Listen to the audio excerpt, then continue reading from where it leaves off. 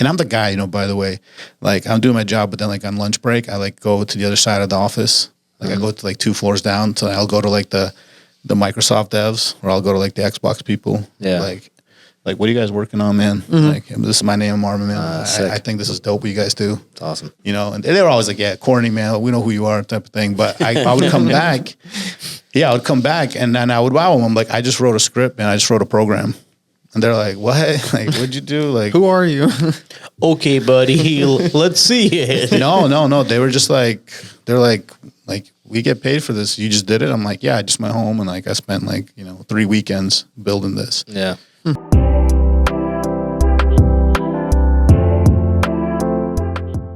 Loaf thing all just for him? I did. Okay, good. It's funny because it's a dish of quote unquote my people, Yeah. but like not really. So like I was born in Uzbekistan, Okay. but I'm not Uzbeki, So You're like Armenian, of course, yeah. yeah, half Russian, half Armenian. So to Armenians, I'm not like really Armenian. To Russians, I'm not really Russian. To Uzbekis, I'm not really Uzbeki. But it's like all of like my people. So you adopt the good. How long did you live out there? Well, where? Uzbekistan? Yeah, exactly. When I was 5. We left when I was 5. Okay. Yeah. It's interesting you said my people. That's the whole point. Like in Russian, they'd be like, oh, like the Uzbek, ты родился, Родина. Yeah. Родина, like motherland. Yeah. But it's not really motherland. It's like Soviet Union, So it's Mother Russia. That's what it was. I just offended a whole country. Hey, keep going. This is hard. Hey, keep it professional. Cut that. Cut that. Commercial break. Said it's been 10 seconds.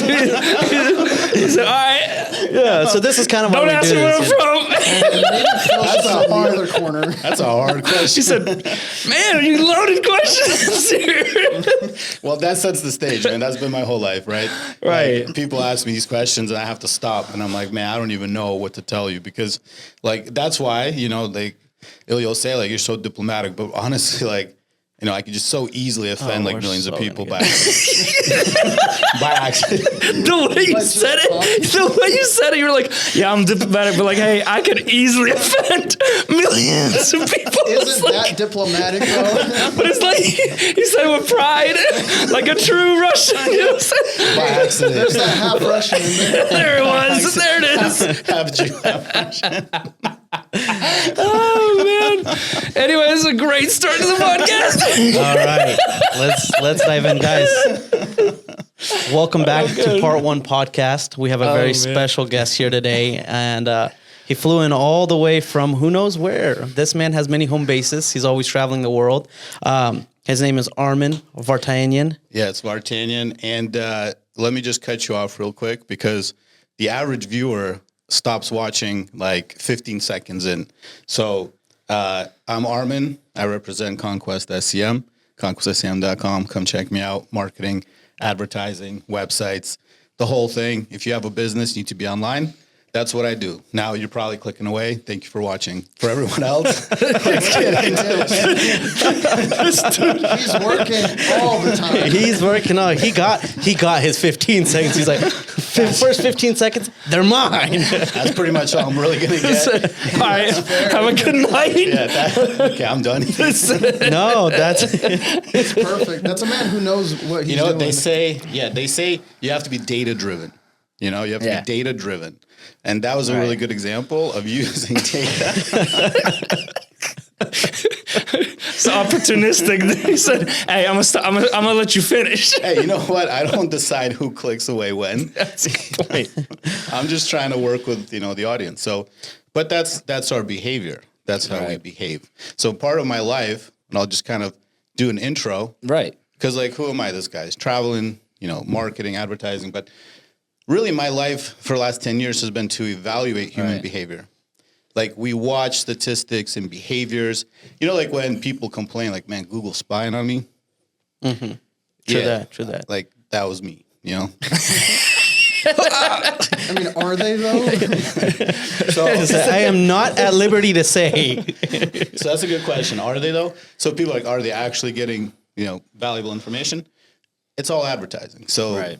actually, I can't say it's all advertising, but I can say that primarily the information that is valuable is advertising. Right. Political stuff like that. These are categories, but the primary use, Google Right. makes like 90% of their cash on advertising. Right. People are kind of like, they don't realize like that's the reality. So for them to understand your behavior, your devices, your usage. Right. So advertising in a way, knowing the products, knowing the execution, but also the behavior. So Right. people watch 15 seconds, they watch 30 seconds. So the most common ad formats or timelines, 5-second video, Right. 15-second video, 30-second video. Right. I mean, that used to be the case, but then TikTok got banned.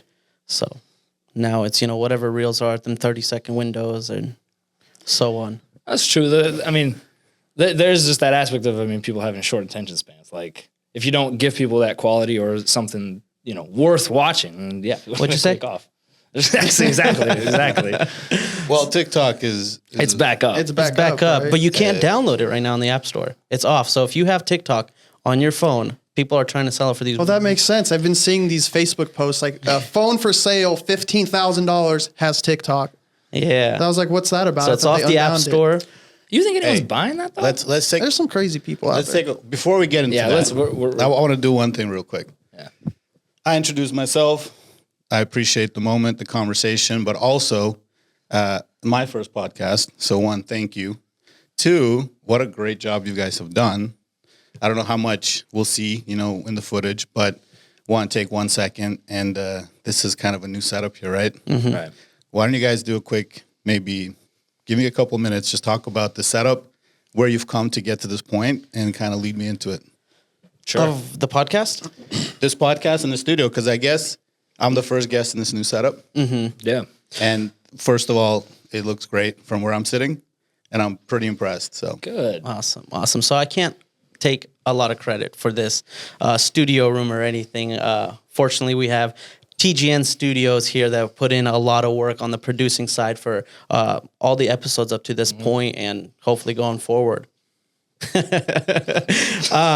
yeah, so the podcast kind of came from this idea. We're both in business. Like, I'm a business owner, Ed's involved as an entrepreneur in a business, so you could say business owner as well. I don't know the proper way to introduce that for you. It's an ever-changing Title. title, Yeah. I guess, however you want to put it. Yeah, and so we'd always be having these conversations at night, and man, just like every other two best friends are talking, man, this is good. We should record it. And so Yeah. we actually followed through on it. We're like, hey, let's record it, because if anything, this will leave a sort of film, a legacy or something. Hey, when I'm 40, I can look back and see what I was doing as a 26-year-old and what these wild thoughts thought were so profound were, And then maybe at 40, I'm like, man, that kid was an idiot.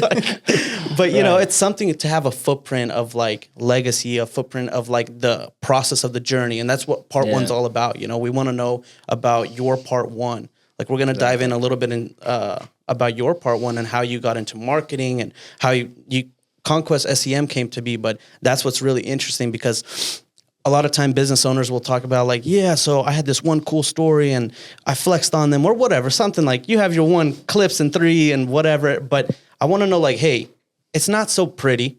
What actually went into it? Like, what conjured up this insanity in your mind? You're like, I'm just going to trailblaze and do this. Yeah, what's the backstory? Yeah. And so that's how. Right. Well, it's this aspect where, like you mentioned that with part one, it's the whole idea behind it was like, yeah, we were having all these conversations and we would be up late at night and we're just like talking about everything and anything and like his business and our business. And I'm like, man, like we should get this recorded. And then I was like, you know what else? Like, if we were to bring people on, like how often, like he's got a crazy story, him and Phil, and like, and I guess everyone that starts a business, but like there was a time when they were sleeping in their office, right? And like they were making it by with like $100 a week. That's it, right? And like for a hefty salary you got there. Right. So negative, the negative is, 100 each week. Right. Well, the thing is, no one would hear that story, right? Yeah. No one would get it unless you sat down with that person and like had a coffee with them or something like that. But you never get the chance to sit. Like I'm like, if you're so busy, right, with so many things, and we'll get into all that. how often is someone able to sit down and hear your story? At the very least, like how everything started, those things that make you who you are. And like that was the whole idea behind part one.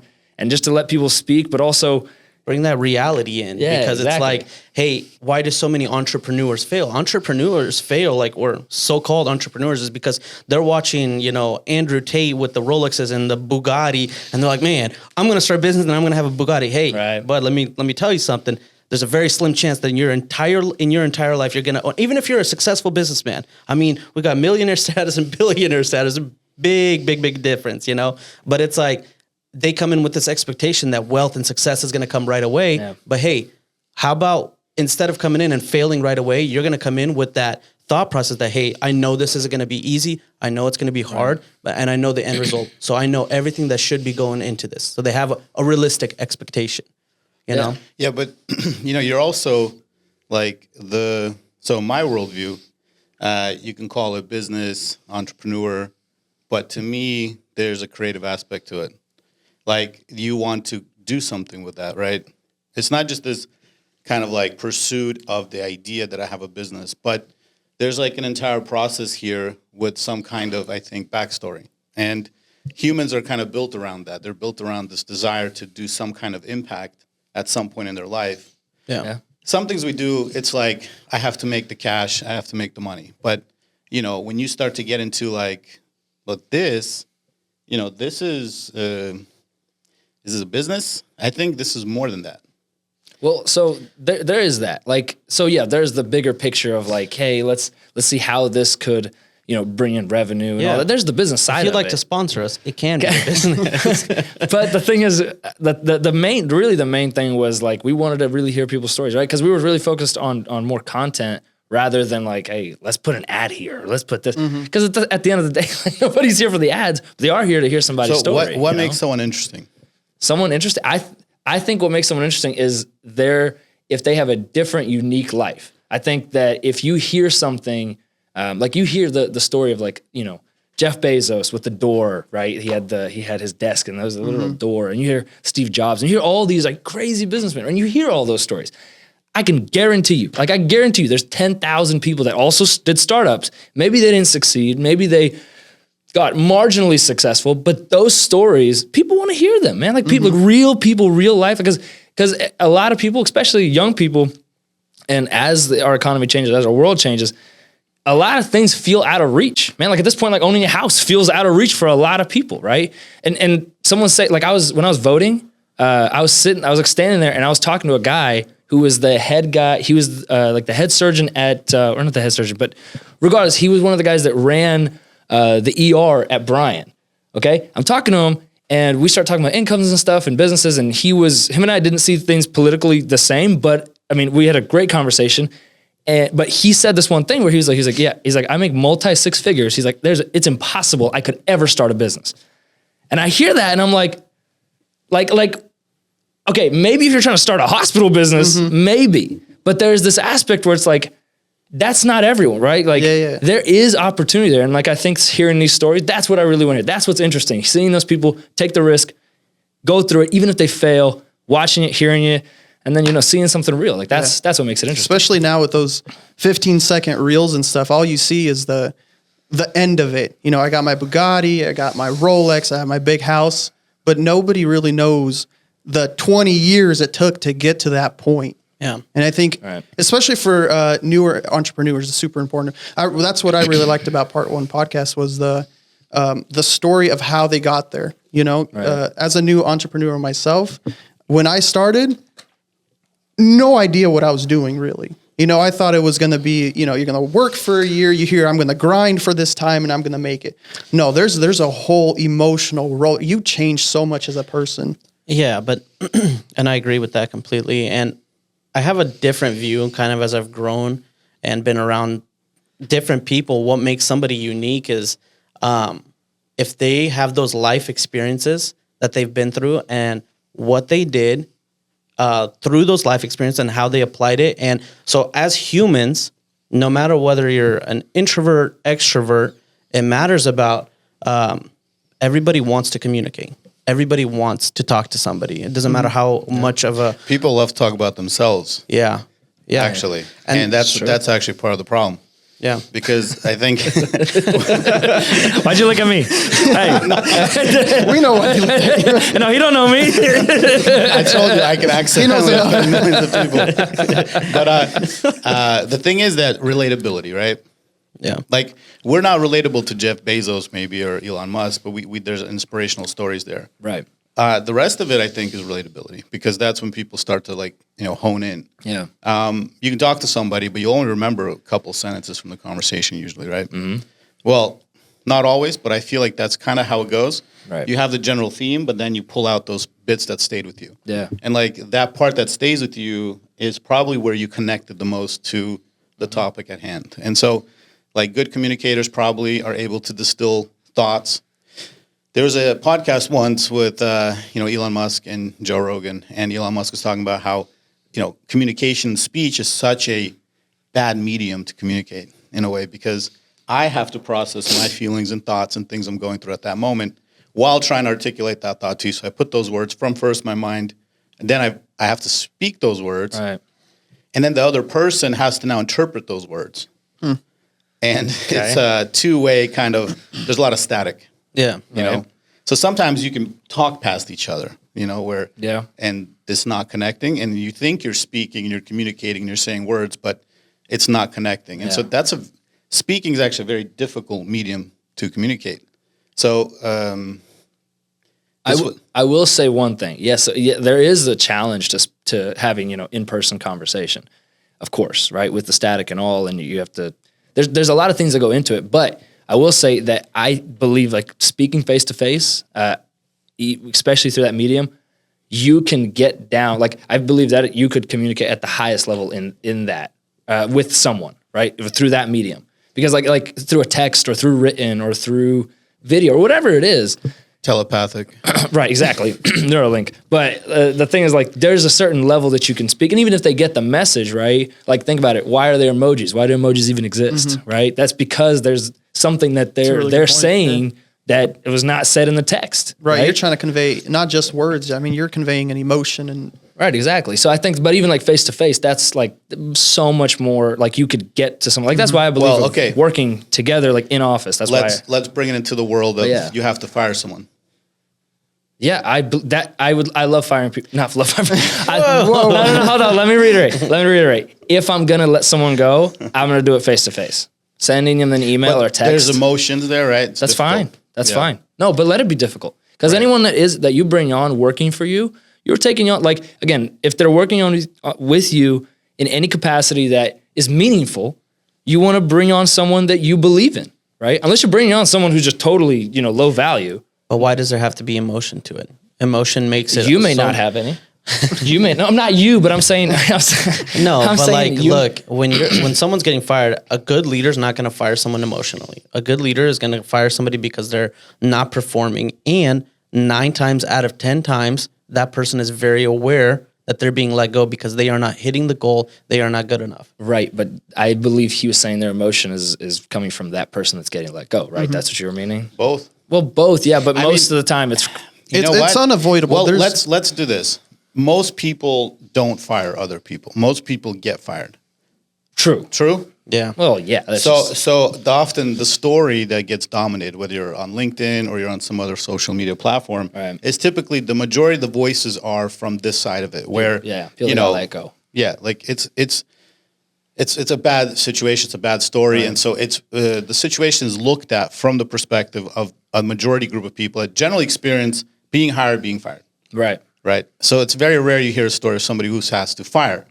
Someone or has to do some hard thing. There's very few people doing hard things. And I was on a flight here, so flying here, sitting to an individual, and we were talking about this specific thing because like mediocrity, if that's the way you say the word, but, being kind of passive. A lot of people, and that's a generalization, of course. But the true leaders are people who can get into that conversation. And it's not an easy conversation. It's not an easy thing to hire someone. It's a big risk. It's also a lot of expectations. And you bring someone on board and you build a vision for them. Your vision. but you have to adapt that vision to them. And so what value is it to you? So that's that relatability. And these are not easy things. But in some sense, for some people may be easier. But oftentimes that conversation is never had, like, man, I have to, fire someone. Even if it's easy for you to do, it's still a very difficult thing. It's not an easy, exactly. It is a difficult thing because there's so much more that goes into that. Work is something that people do for the majority of their day, majority of their week. You know what I mean? If you're letting someone go, there's more to it. They got a family or kids. And even if they don't have any of that, you're kind of uprooting the plan for their life in a way, right? But I also think that if you are going to do it, right? And again, I have to preface this. If you're talking like Microsoft or if you're talking Google, I feel like it's a bit of a different, because half the stuff's done over Zoom and there's thousands of people involved and no one person is super important. You know what I mean? Like, everyone's replaceable. Everyone's a cog to this gigantic thing. But for the majority of America, right, small businesses, and I'm talking like 100 employees less or less in that range, I still think that you're bringing on those people. You can talk to each and every one of them. And if you're going to let somebody go, you can definitely talk to each and every one of them, 100%. And it's not easy. You could definitely get into that, but do you think the person cares that's getting fired, that the owner of that company brought time out of his day to fire them? Like, honestly, do you think they care? I don't think they consider I don't think they consider the owner's feelings more than their own, but I think there's definitely emotion there, whether that owner or the employee or ex-employee knows it. Well, I'll say this. I'll say this from not a firing standpoint, but from a different standpoint. So I'm a big believer in never burning a bridge, right? No matter how bad and how toxic, because I work in the logistics industry, I've met some of the nastiest attitudes of all time, okay? And people that I do not want to work with, people all across the board. But I'm a big believer in not burning a bridge because you never know where things go and how things will change, right? Even if your business tomorrow changes completely, and let's say you let someone go, I believe in adding that personal touch, and if you're going to let someone go, doing it the right way, speaking to them and not letting them go because, you're nefarious or you're evil, but letting them go because, X, Y, Z, they're not living up to it or you can't afford it. That's a lot of it. You know what I mean? I can't afford your, even performance. You don't know down the road, you may need them back. But why is that okay for a small business versus a bigger business, And like, Armen, I'm sure you can shed some light, and we can actually dive into your story here a little bit too, because I know you spent a lot of your life in corporate America working for these big companies like Microsoft, So what is your take? Why is it okay for a bigger business, to go that route where it doesn't have to be from an owner, but a small business should? Well, see, the thing is that for me, it's not so, serious. Like, the idea that what we're talking about now, it's kind of like the feelings behind these things and emotions. But, there's a plot twist. Like, businesses get fired by their clients. Yeah. All the time. Right? So I can't think of it. I just want to say, Armen, do you know what that's like? I'm bringing some smoke right now. I got a little loose. Why did it get so hot in here? I got a little loose.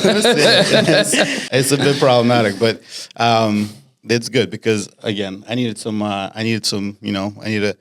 get you a little used to this system. I got a microphone in my face, got some headphones on. So we got some You're doing great, by the way. Yeah, thank you. We've got some easy topics, people getting fired. The reality is listen, I've been fired because, multiple times and you've been fired multiple times? Actually, that's not true. I was trying to be relatable. Armen, everyone. I was trying to be relatable. And that's all we have for tonight. Yeah. Man, I got to slow down. The last part. We need context. We need context. We're going to edit it out, right? It's easy. Of course. It's easy. But this is the whole point. Like, we were talking about communication earlier, right? We're talking about how hard some conversations are. And we're talking about perspective. Like, oh, I got fired. These people are this guy is that. This person's bad. This person's good. That sucked. That was amazing. Whatever all that is, it's all just part of a big ball called life. And one day you're up, one day you're down like an elevator. Someday it's your first day at the job. You're in the elevator. You're going up. Yeah. And then there's that day when it's your last time going down in that elevator. Right. So that's happened, right?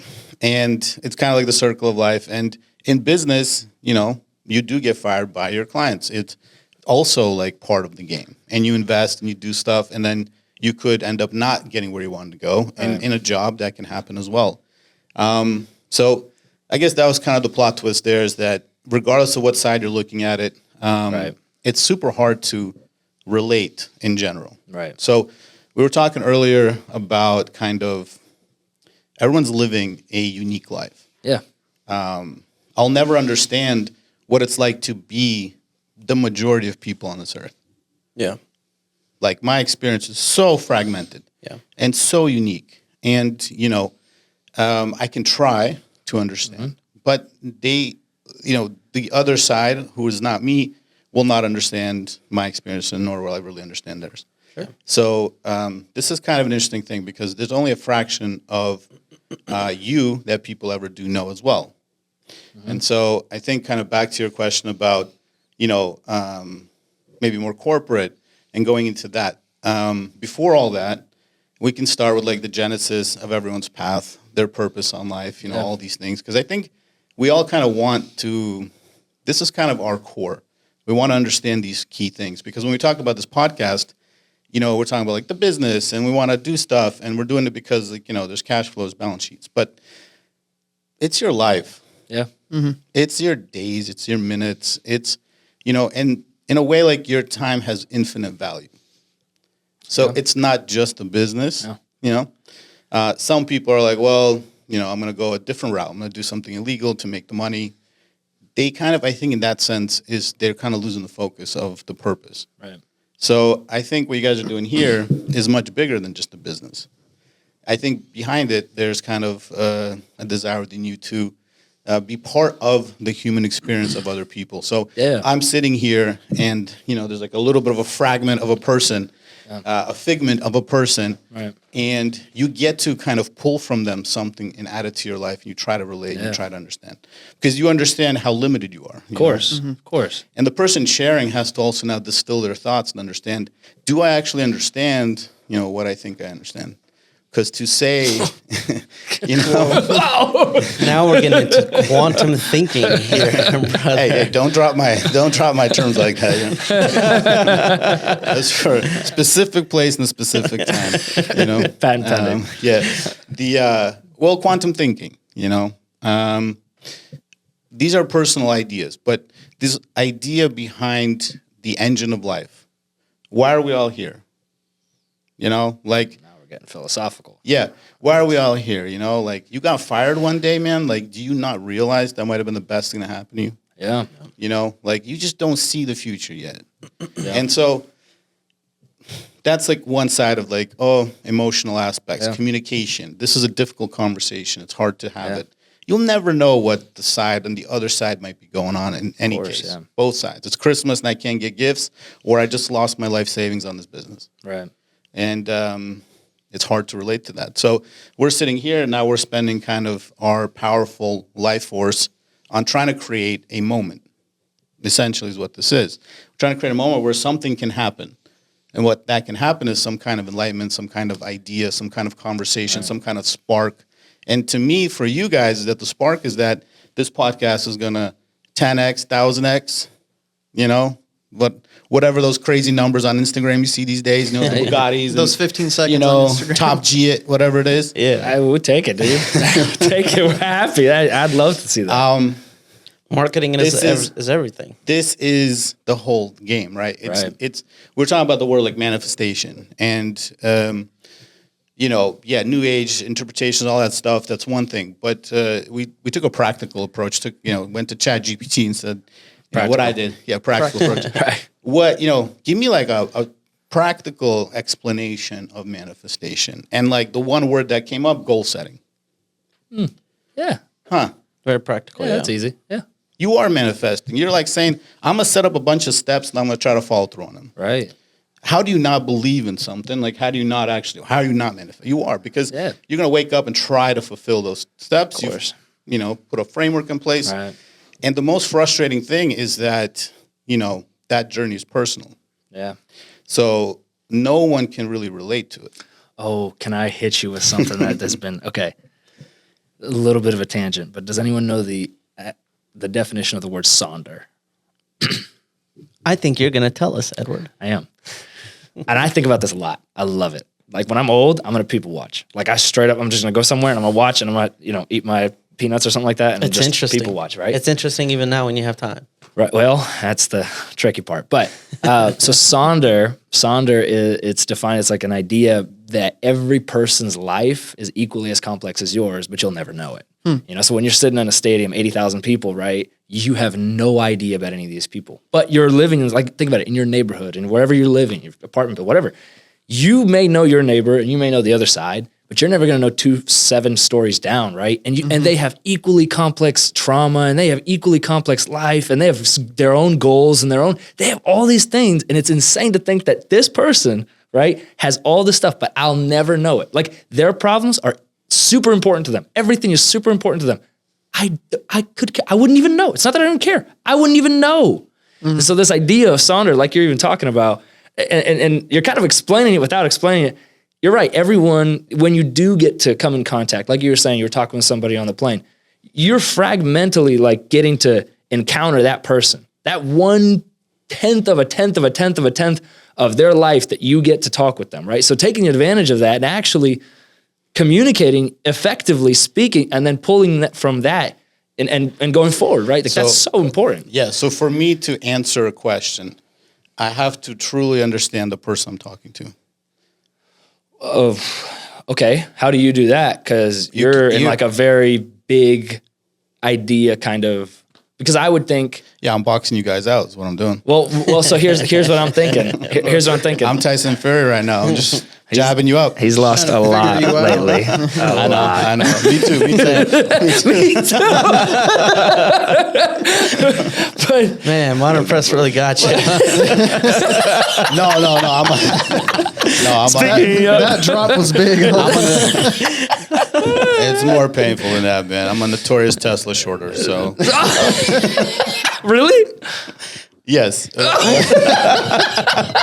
And it's like you get addicted to the pain, and then it's just. But Oh, man. Again, like you're talking. We'll get into it. Yeah, All we right, will. Bill Gates. So yeah, but this is again to reset back to your question, which is you asked me something about my kind of like, okay, where do things begin, or like tell me about yourself. Yeah. And before we started this, it was like, well, like where were you born, and we got into that Right. whole monologue about my people, Right, your Like, people. Who are my people, and so Nashi. everyone always is like, you're either in or you're out. You're in the Right. tribe, you're out of the tribe. And it's now we're talking about this. We're talking about that relatability, that ability to communicate to somebody. So if I'm talking to you and you ask me, where are you from? I'm going to gauge, like, where are you from? Because I have to figure out, like, how you're going to interpret what I'm about to say. Because do I say, like, yeah, I was born in the Soviet Union, or do I say I was born in Uzbekistan, or do I say, X, Y, Z? Right. Because, typically you tell someone that's not ready for an answer, and they just interpret it some very weird way, and you're like, no, that's not where that should be going. And that's what a lot of times you have this like confusion, Right. where people say stuff, it gets cut up, it gets mashed up, it's Right. on the internet, people make long apologies. Right. And man, like that's kind of disrespectful, right? Because Right. I'm trying to communicate. Yeah. I'm trying to understand you. You're trying to understand me. But in that sense, like we have a lot of miscommunication. And it's happening not because I'm trying to miscommunicate or you're trying to not listen to me, but generally when it happens to me, people are just not listening, so I am communicating properly.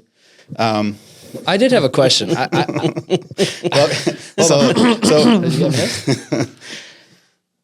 Where am I from? I'll answer Right. it kind of directly. I think it's a good Genesis story. I was born in a place called Fergana, Uzbekistan, and it was at that time part of the Soviet Union. It's a small town, although it's not so small, but relatively small, like in the middle of Asia, basically, like the far corners of the empire. How many people, roughly? Well, actually, I think today it's like 200,000. Well, back when you were hard to say. I really don't know, but it's really in the middle of nowhere. Okay. Like you take Asia, Central Asia, Asia proper. Yeah. It's like kind of in the middle. Like I was born 100 miles from the border of Afghanistan, which is kind of nuts to think about. And I was right on the border of China, like where I was born. Like the next border was China. So it's kind of interesting. Like it's so different from who I am, where I was born. Right. And I'm not Uzbek. So but I was born there. And then I moved to America when I was 5. So what does that mean? You keep saying this. I was born in Uzbekistan, but I'm not Uzbek. What do you mean you're not Uzbek? And that's the whole thing, right? So this is where it's a good example of if someone is thinking that you are where you are born, then like how are you not Uzbek and all that? Because Well, that's how people perceive who, Exactly. like what you're. So you just choose who you are, nationality wise. right. So what is nationality? What is race? What is your own personal opinion on like who you are? These are all very important questions, right? So I am from a country called Uzbekistan, but the name Uzbekistan is from an ethnic group called Uzbek. And I'm not an Uzbek, like I'm not part of that ethnic group. So Uzbeki would be like to call like a French person in a way or something like that. And that's not even as important. The whole fact that I have to explain it is what's important. That it's so difficult to communicate these things that are quite basically simple. But we live in a very confusing world. We live in an abstract world. So we want simple answers. We want quick, fixes to questions. And things are not so simple. And this is a really great example about that because it doesn't really even matter where I was born. It's just an example of how things can go into a tangent. Like who are Uzbeks? Who are these people? Who are those people? Right. I'm American. Amen. Hoorah! Yeah, but but I just threw another layer of complexity, right? But I am, right? Yeah. And what is America? It's a very beautiful question. So we're not getting into all that, but that is kind of the story of the experience. So we came to America. I was 5, and Where'd you move? Massachusetts. Okay. Yep. And we had a sponsor family, Okay. and all that stuff. So it was really awesome. And Brothers, sisters? Yeah. Big family? Yeah. Small family? well, four of us. 4. Okay. Did your family move entirely, or was it like you moved, then your uncles moved, or Oh like yeah, your family? it was all fragmented out. So I love the fact that he was like, well, yeah, kind of small. When he was like, so how many? He said 4. So this is how you know someone has like Slavic roots when they're like, oh, Yeah. 4. Yeah, so kind of small. Yeah. 4 is kind of like, It's like the average family is like 8 to 10 people is a that's a normal good point. family. And Yeah. Got to keep up the farm, you know what I'm saying? You got to. Yeah. so yeah, my grandma and grandpa on my mother's side, they had 9 kids. That's That lot was of kids. normal. Too many. Right. Yeah. Wow. So I love them all, and a lot of cousins and all that. But basically, I would say the cool part about growing up is that as a kid, I always was into computers. And like, let's get into like this theme about your life. What is the theme of your life? Because you don't notice it in the everyday. Like things are too fast, and you have to really stop, and you have to really wonder like, why did I like read this book one day when I was younger? Like, why was it about something that's now in my life 20 years later? Yeah. I see these things a lot. And, I was kind of a nerd. I loved, like, when we got that first computer, it was like an IBM or whatever. And it was the most impressive thing I saw. And what was that? Like, I never had any stimulus in my life.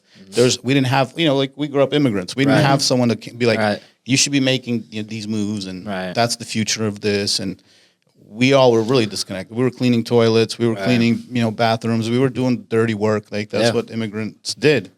And we did that. Our families did that. And so, constructions, all that stuff. Yeah. And so we had no kind of what you would call like counseling or a guidance, someone that came into your life. Like a mentor. Kind of a mentor.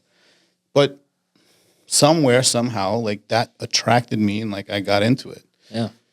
And we were getting the first computer. And How old are you, by the way, when you're getting your first computer I'm or gonna whatever say, it was? yeah, it was like probably around like 10 or 12. 10 or 12. So that's a pretty big gap from when you moved. Was there ever like a language barrier? Because you move at 5, right? There's got to, you definitely have had to have an accent. I don't really hear one. Not really. Yeah, I have like my own. People generally say they kind of hear it, something. Barely. It's there, but it's not really there. It's like my own. Yeah, they're being they're- nice. Yeah. They're lying. Okay, so you're 10 or 12. Yeah, man, like growing up, man, it was kind of a bit like I grew up like a regular kid, man. We just played outside.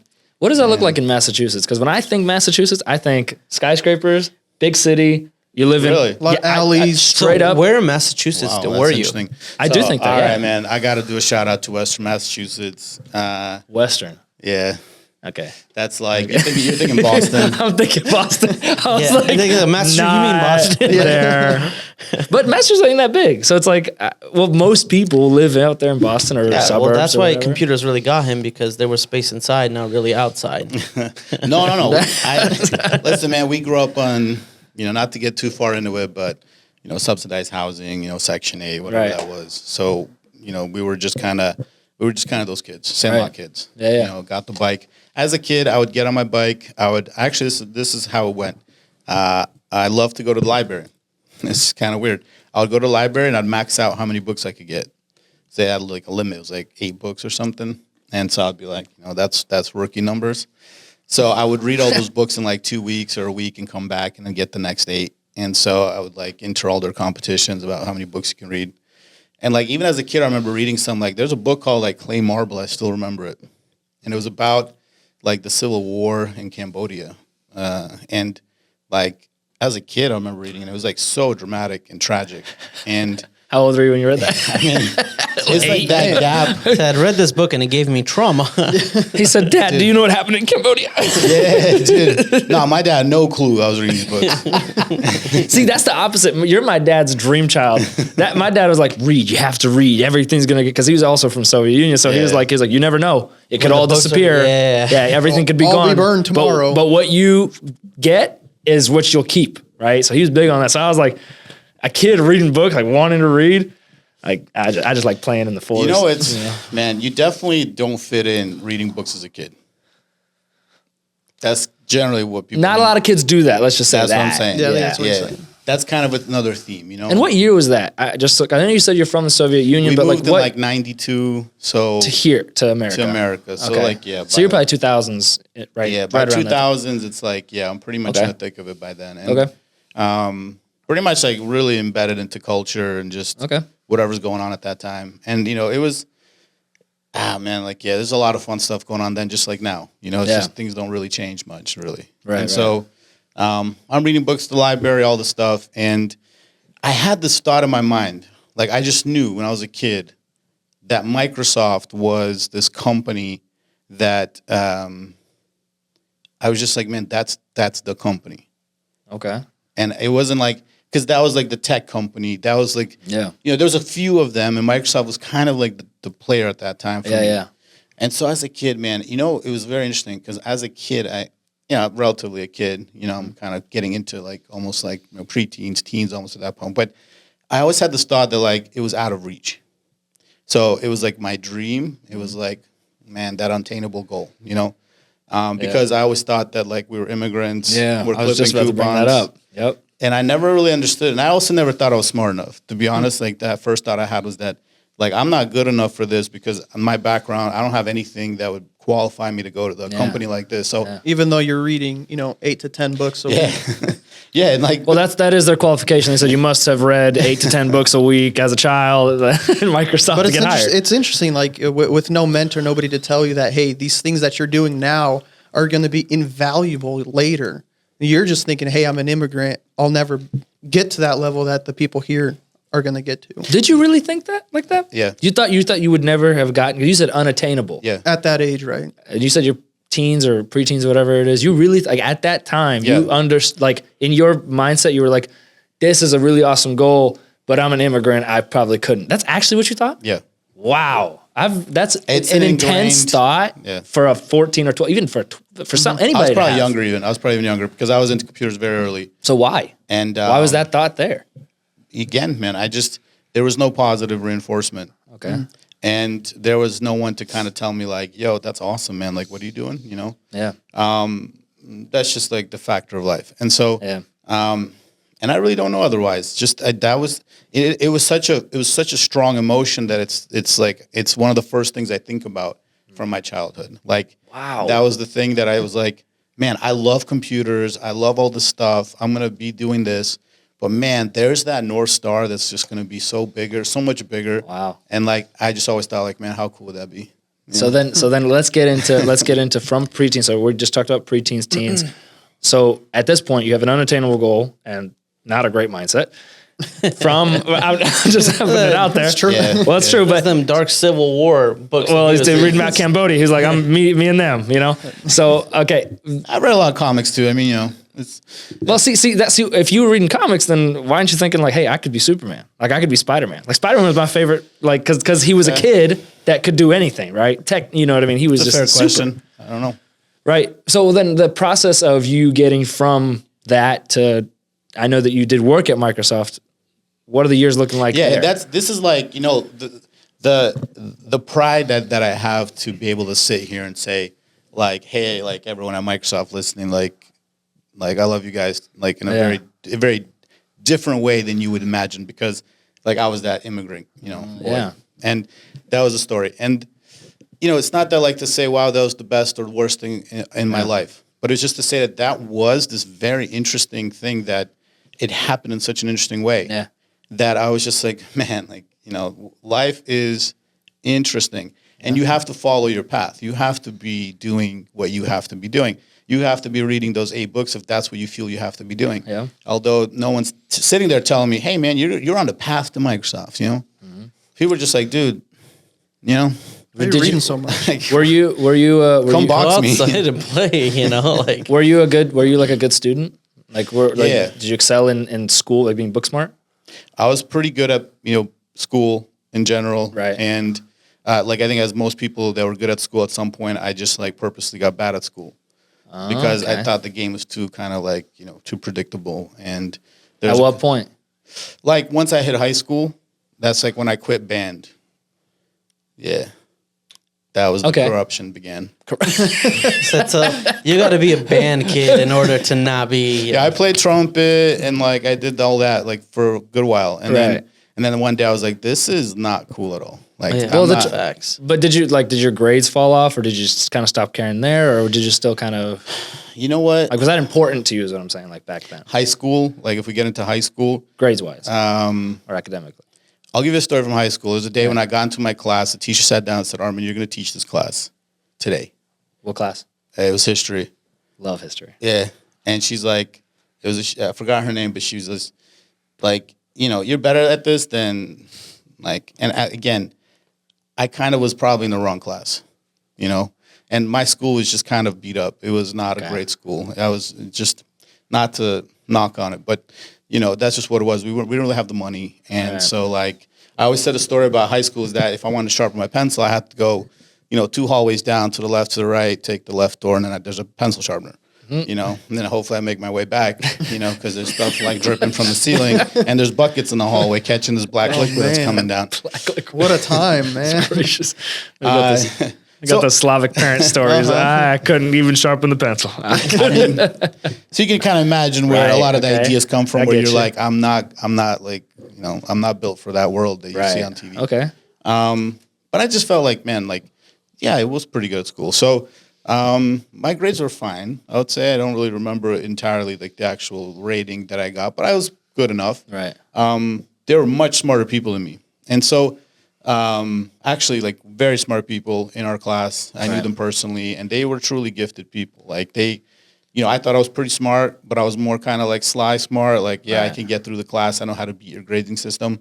These people actually like, memorize things, and so they're very impressive. Well, so then in that case, so I'm kind of just trying to get to that next step, because you're still kind of far from Microsoft is what I'm saying. Yeah. So then what step, did you end up going to college, or was that like, did you do that through grades, or? So, man, the way I got into Microsoft, man, I don't even know if I can say it because, you know, like, it's, you know, it's just how it happened. I don't know if that's how it happens for people, you know? Okay. But I'll give kind of the primary things about that. Sure. Is that, I kind of do my path. I went to college.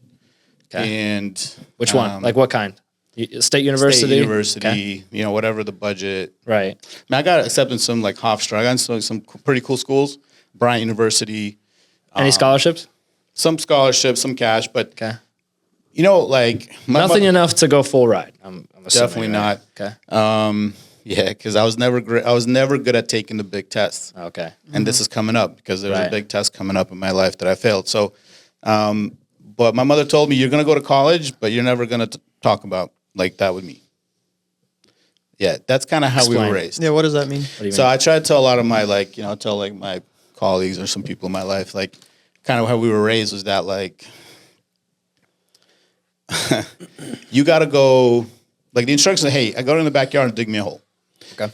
And like, okay, so I'll go in the backyard and I don't really see any indication like that there needs to be a hole dug here.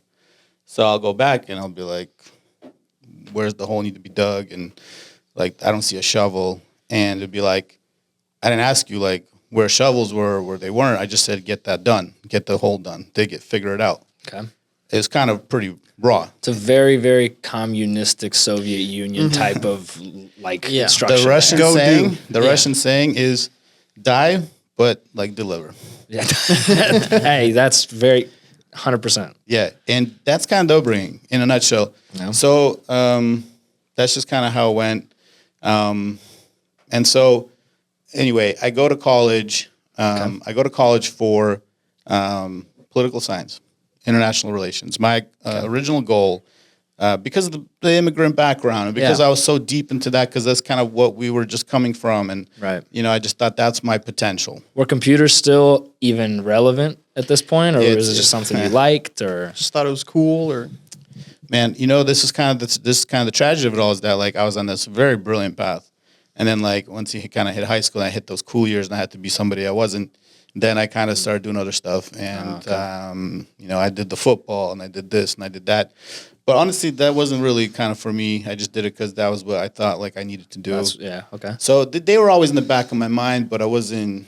I should have been doing computer science. Should have been doing something more like Right. That's why I was surprised you said poli sci. I was like, that's exactly. It's just like that corruption of your path, and there's this whole thing about like understanding you got to do what you got to deliver on what you got to deliver for this world. You were born, you were brought here. You have to do your thing, whatever that thing is, and it's very difficult because no one can relate to it. Back to relatability, right? So, but in a way, everything finds its way back to you in a way. And that's what happened to me. So I went to school for international relations because I wanted to be a diplomat. I wanted to help the relations between countries, Russia, America, whatever. I wanted to represent the U.S. and try to fix relationships with countries. Because having an immigrant background, you kind of see like do you see opportunities to do things better sometimes. right. You feel like, hey, man, I get why we're doing this, but also I understand these other dudes, like because I can talk to them in their language and I can think how they think. And I understand why they think certain things. Yeah. I wanted to bring that, And I graduated from State College. 4 years or how long? 4 years. Okay. As a matter of fact, the first 2 years I did it at a community college was business administration. Everybody does. Everyone this. does. I feel like Even everyone. Everyone I in did this that. room did that. yeah. Yeah. First No, year was business but yeah. administration, and then I took a break in between. So I had a very unorthodox approach. I spent a lot of time volunteering. So there's this theme in my life where I did a lot of volunteering, and I took some time off in between college, and I volunteered overseas, like orphanages in Ukraine and Russia. Wow. So I spent a lot of my own money. I'd work at McDonald's actually, being very young then, just trying to get money. You said at what age is this that you're taking your gap? So first time I took a trip to help out in terms of orphanages was when was still it was like right after high school. That was the first trip. Okay. And then the gap, man, the years and all that, it's kind of like, Well, I'm saying like how old you're, like roughly how old? Are you early 20s, late mid-20s? after the first 2 years of college. So Okay. like 23, 24 probably, right? So And you went to just volunteer? yeah. Why? Yeah. Man, again, like this passion to reconcile, I think, growing up, I had a really deep sense of obligation, knowing the privilege I got Yeah. to live here. Love that. And that was a deep theme for me. I couldn't shake it that I have all this. And I just imagine, because look, like I saw that little boy in Fergana, Uzbekistan, Right. running around with his flip-flops. And I Right. thought, yo, that's me. And we were talking a little bit about like how you to relate to people, you kind of have to try to be in their shoes, almost like you're them, Yeah. And man, I just said I got to do something. Like I can't ride this without giving back. So I really wanted to give back to those kids that I thought that could have been me. That's I feel like that's a very altruistic, like self-sacrificing move to make, especially that young, because those are your prime years. You know what I mean? And when I say prime, I mean those are Go your to prime. school and build up your. Well, like, whatever it is, it's your screw up years. Like if you mess up and you take all the risks in the world and you're 28, 29 and you have zero, you're fine. You're fine. Like use those years, take advantage of those years. But to go out and be like, hey, you know, I'm going to give these really prime years at that age to be like, hey, I'm going to go and volunteer. I'm going to go to a different country. I'm going to pause my career because I feel like, especially men, and that this isn't just men, but in general, like there is this like obligation of like I need to do something. Like I can't just go through the motions. I can't just check in and check out. I want to do something big. And so like to take a pause and like I just feel, and you're saying that came from like wanting to give back. I just feel like that's a very it's absolutely interesting. It's absolutely true because, you know, I come back from these trips and everyone's talking about they just finished college. This guy just did this. Yeah. And I'm like, well, I just kind of like spent the last money I had. Yes, on like helping kids in some faraway country. You know? Crazy. Yeah, that's not a typical 20 to 25-year-old it's thing not to at do. all. That's a hard thing to wrap your mind around. Yeah, it's a hard thing to wrap your mind around when you're like you were mentioning goal like setting goals or goal oriented. Like because at this point, like, do you have certain goals? Like, what was the goal of like? I just the thinking, or was it just like, you know, I need to do this. Whatever's gonna happen, and we just move on. One step at a time. Man, I had just a deep sense of obligation. Wow. You're just a very good person. Wow. I'm just saying, like, that's a very self-sacrificing it fits, thing though, to do. like how you went and you wanted to be a diplomat and you went into international law. Kind of like fits the whole, even the way that you're answering these questions. It's just like, like it's the way you speak, the way you hold yourself is very diplomatic. You know what I mean? Your answers are very diplomatic, very like this and like philosophical and bigger, you know? So it kind of goes back to, we were talking about who am I, you know? Do you not think that your genetic part, your DNA of where you were born has anything to do with that? Good question. Nature versus nurture is basically kind of where you're getting to. And I think that DNA-wise, no. I don't think so. I think it was all experience. Like awareness and consciousness are like two, it's like time and space. It's like infinity and eternity. You know, very relative terms, but have very specific place in the conversation. So to me, most of it I felt like was environmental, meaning like I grew up kind of without any stimulus. I kind of had to assume some kind of role and understanding of who I was in the world. I didn't really been given a path, and no one really took any deep interest in that path. So I had to just kind of try to figure it out. And so, you know, responding to that thing that makes you kind of, responding to that thing that like when you say it, when you think it, and you have that kind of spark, that's difficult because usually it's that one thing that you're just like, nah, man, like I can't just take a year off right now and just like, you know, everyone's, you know, like zipping right past me.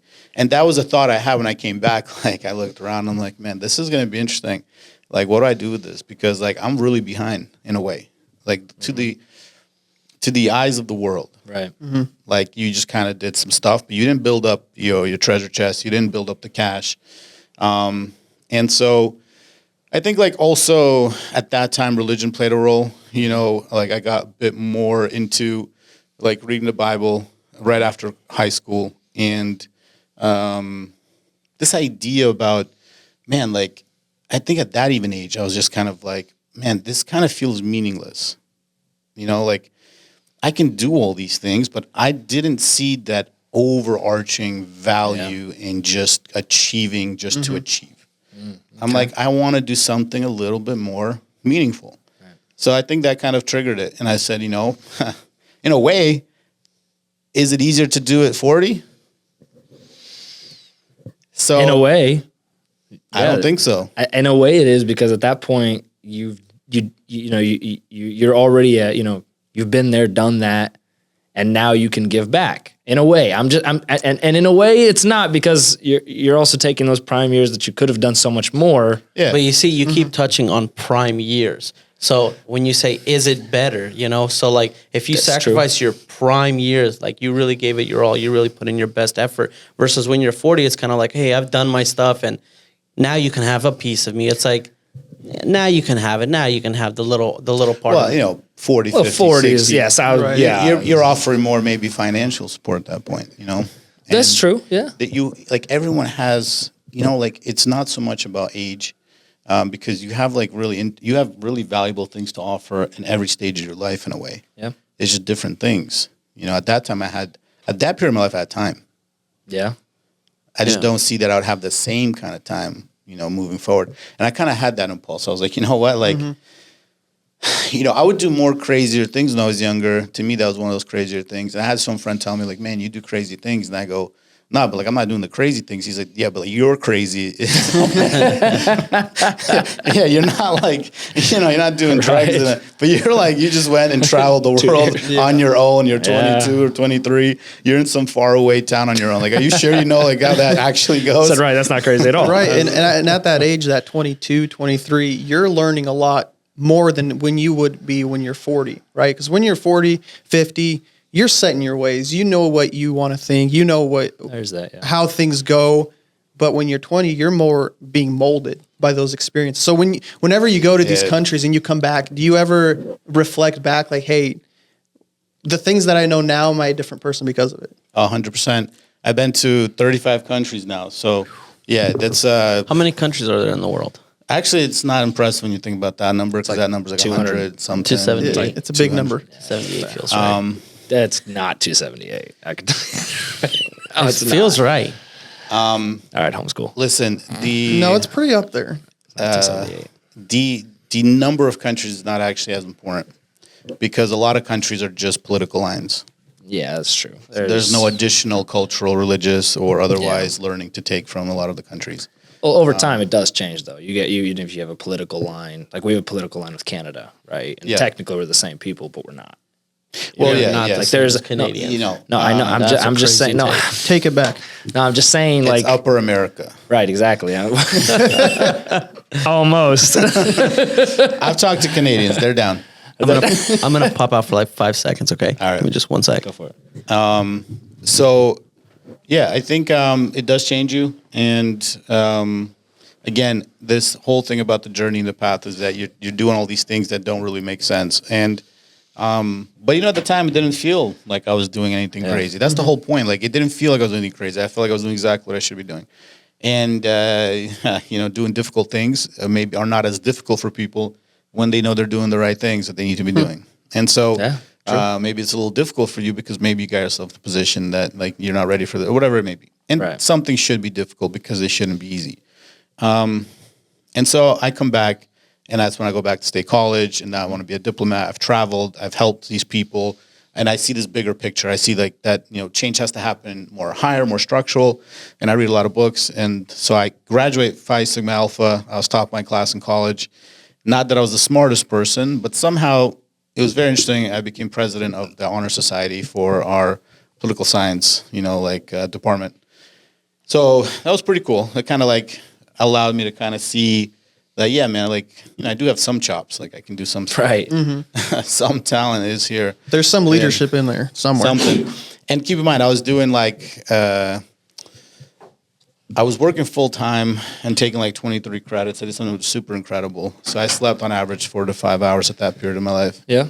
And there was a time when I went to lunch it was breakfast. And my friend brought me because I didn't have a car at that time. I was barely building things back. So I was being brought to college and back. It was such a weird time. Oh. So things were just somehow happening, but I didn't sleep to make them happen. And we went to get food, and he sat down, and I went and I sat down. And I was so tired. I looked up, and he's looking at me, and he's like 2 tables over, and he's like, "Bro, like we're over here, like our stuff is over." I just completely just was so zoned out. Didn't stop me. Like I just had this weird thing that like I got to get up, and I got to get going. So now's my time to do the work. This work, the work that the world needs to see. Like you got to step in the arena now. You know, you have to kind of be visible and do some real stuff, and you know, we'll see what you can do. And So anyway, I graduate, all that, great. I take the Foreign Service Officer test, FSOT, somewhere in the government file. I'm sure you guys see it. Government, I apologize. I can do way better. And I should have redone that test. But I failed it. So Just straight failed. man, and I'm assuming it's a pass-fail kind of thing. it was like a pass. And this is you top of the class, honors. Phi Sigma Alpha honor kid. From the man. book. You know, I was so later at Microsoft. I actually learned that I'm a blue. I was a blue. I'm not a blue anymore. But a personality test. There's like 4 colors. Talking about the blue, red. Yeah. Yeah. I know what you're talking about. And I was a D blue then. I was super analytical. And analyticals are super afraid of failure. Mm-hmm. And I failed. I failed this big picture of my life that time. I should have easily passed it. And man, when I failed it, I said, man, like what a great time to pump the brakes real quick. So for better or worse, I just kind of thought about that career. I thought about the path. I thought about like, man, I really don't have. He's like back to that whole thing. Like I'm not going to work at Microsoft, you know? And I'm like, I don't have connections in politics. I'm not going to be somebody in this world. It's like there's too many people already in line for that, you know? And I switched gears. So I kind of go to college just to prove to people, look, I just went to college. I work full time. I graduated top of class Phi Sigma Alpha. I got all my paperwork. You said you worked full-time. What'd you do at that time? Okay, man. I was actually working on a newspaper. Okay. Delivering or printing? No, printing the paper. Oh, wow. Which is why I didn't sleep, because we ended our shift at 3 a.m. Right, you gotta. And my first class started at 8 a.m. Okay. All right. That's interesting. Not a lot of And I people lived 30 minutes away from work, and I lived an hour away from school. So you just didn't sleep at that time. I didn't sleep. Just hustled. Wow. And I'm not promoting that, but I just like, dude, I just didn't have an option. Well, I think that's a very general theme, especially with everyone who we have coming on. And I'm a real big believer in you gotta like, yes, work smart, but work smart and hard. And you don't know how hard you can work unless you know what your limit is. So like, yeah, you may have to discover, you know, hey, there's a part of my time, like portion of my life where I'm working, whether it be school and work or just school, family, whatever. I'm on 120 hours a week, or I'm on 160 hours a week, right? Like whatever it is, because then you can scale back. Once you know what your limit is, then you scale back. But if you never hit it, right? If you're thinking 40, like there was this buddy of mine, not buddy of mine, I was at work. Someone's younger brother came in and he was like, man, dude, I'm so tired, man. I just had like a 9-hour shift. And we just like, and it's like, and he's young. He was young. He's like 16 or whatever, 17. And we just started dying. Cause like, even in regular working America, like people working 12s, like it's a normal time. Yeah. And then people are you doing break right now? Or are you going back? People are doing double shifts and stuff. So it's like, but that's a theme that we see a lot of working hard. And so like, okay. And sorry to kind of interrupt there, but to get back into what you were saying. So you mess up or you fail that test, you pump the brakes on that. You start thinking of, hey, okay, back to what you were saying about Microsoft. What steps do you take from there? Yeah, so this is what I'm like confronted with the idea that, like, look, man, I obviously have something. Yeah, I got like something, like I got some gift. Yeah, but maybe again, just like you know, like in high school, maybe I am misapplying it again. Like maybe I'm using the gift in the incorrect way. And maybe this is a good wake-up call. And it's a good time to just stop and be like, man, maybe this is a wake-up call. Maybe I need to really regear. So I knew I had something, but I knew I was misaligned. And like, okay. So I don't have a great plan at this point. Okay. I just spent a lot of years overseas, you know, not making money, spending my money that I didn't have. Now I graduate college with debt, and I fail kind of the big path I was going to take there. So I don't get the job from college, you know? And like, what do you do?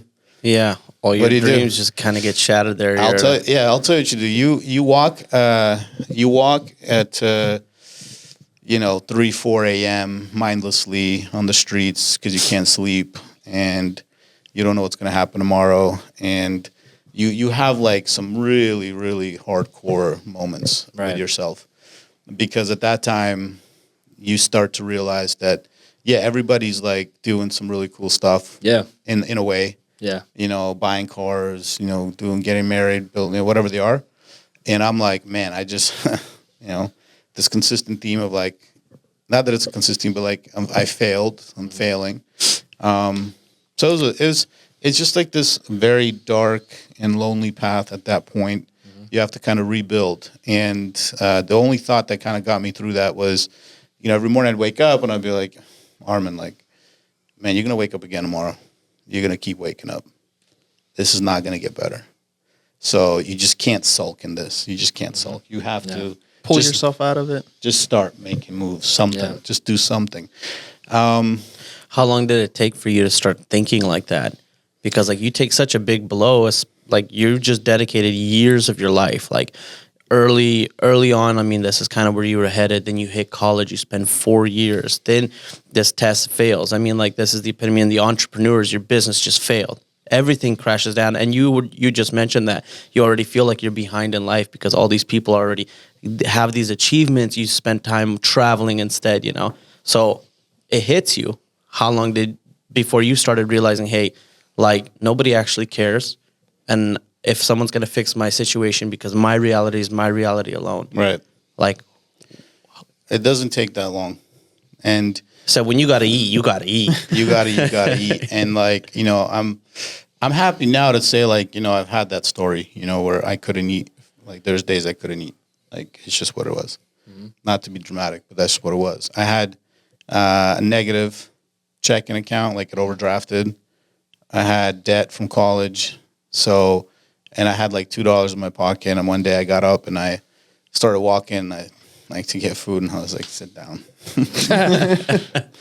Sit down, man. Brother, Just you not can't today. afford to go on this That's walk right now. tough, man. Not today, man. Yeah. Especially because- after college and after all these It's like you're ambitions. supposed to get out of that college Yeah, life. you're supposed to move on, but That's- now you're like stuck. That day when I stood up and I did that walk, it stayed with me. It was the same thing that I had that thought about, would I be able to work at Microsoft? But that day stayed with me.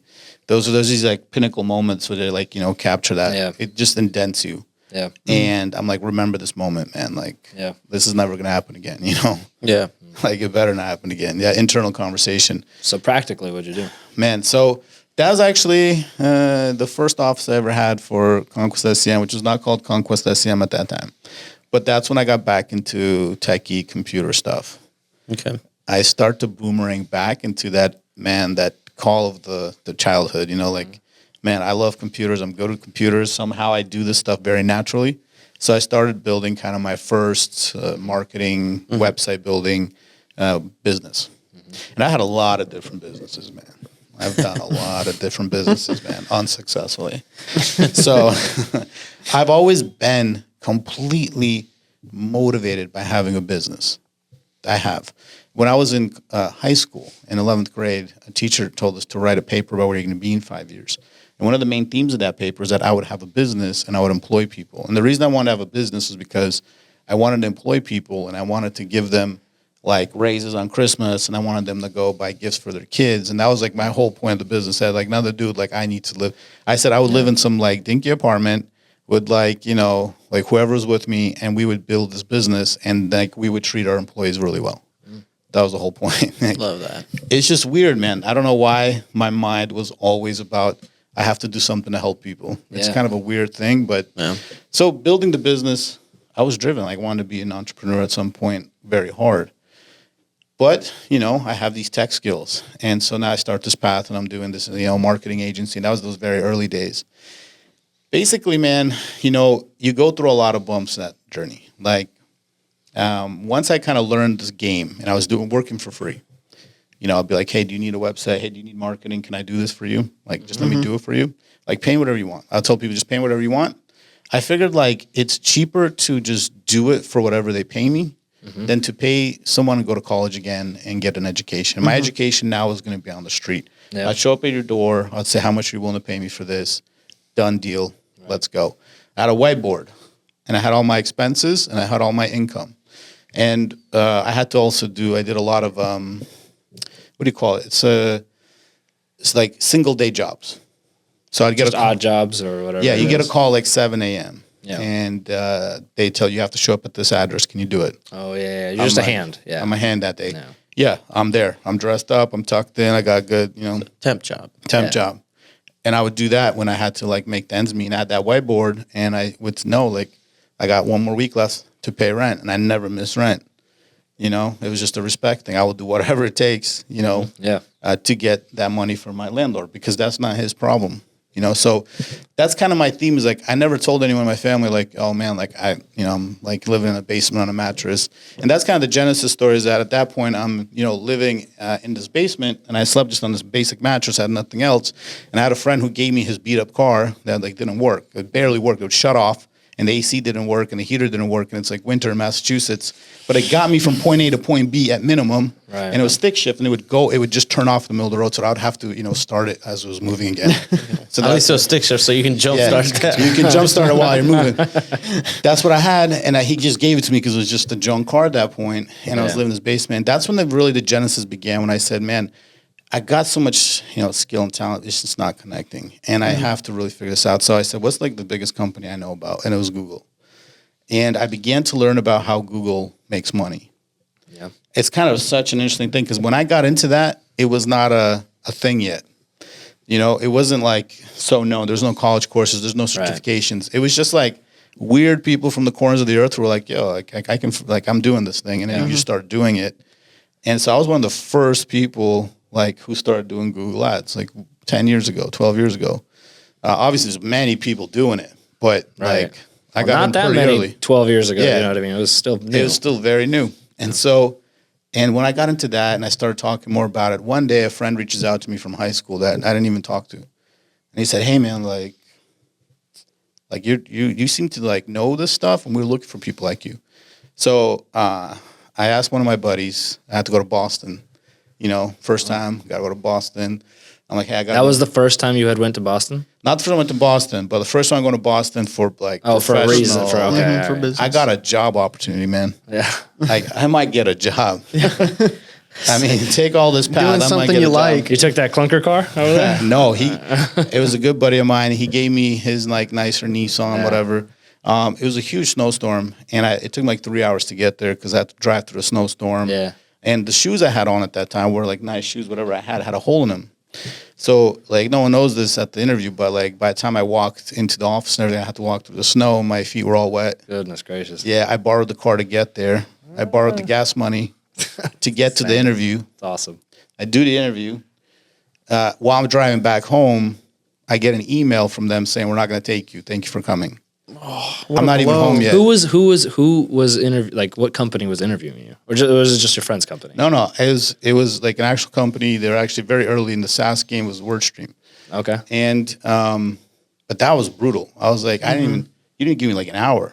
Like, it was just just drive home. I can't be that bad, man. Right. You know. It's back. We knew about the hole. We knew.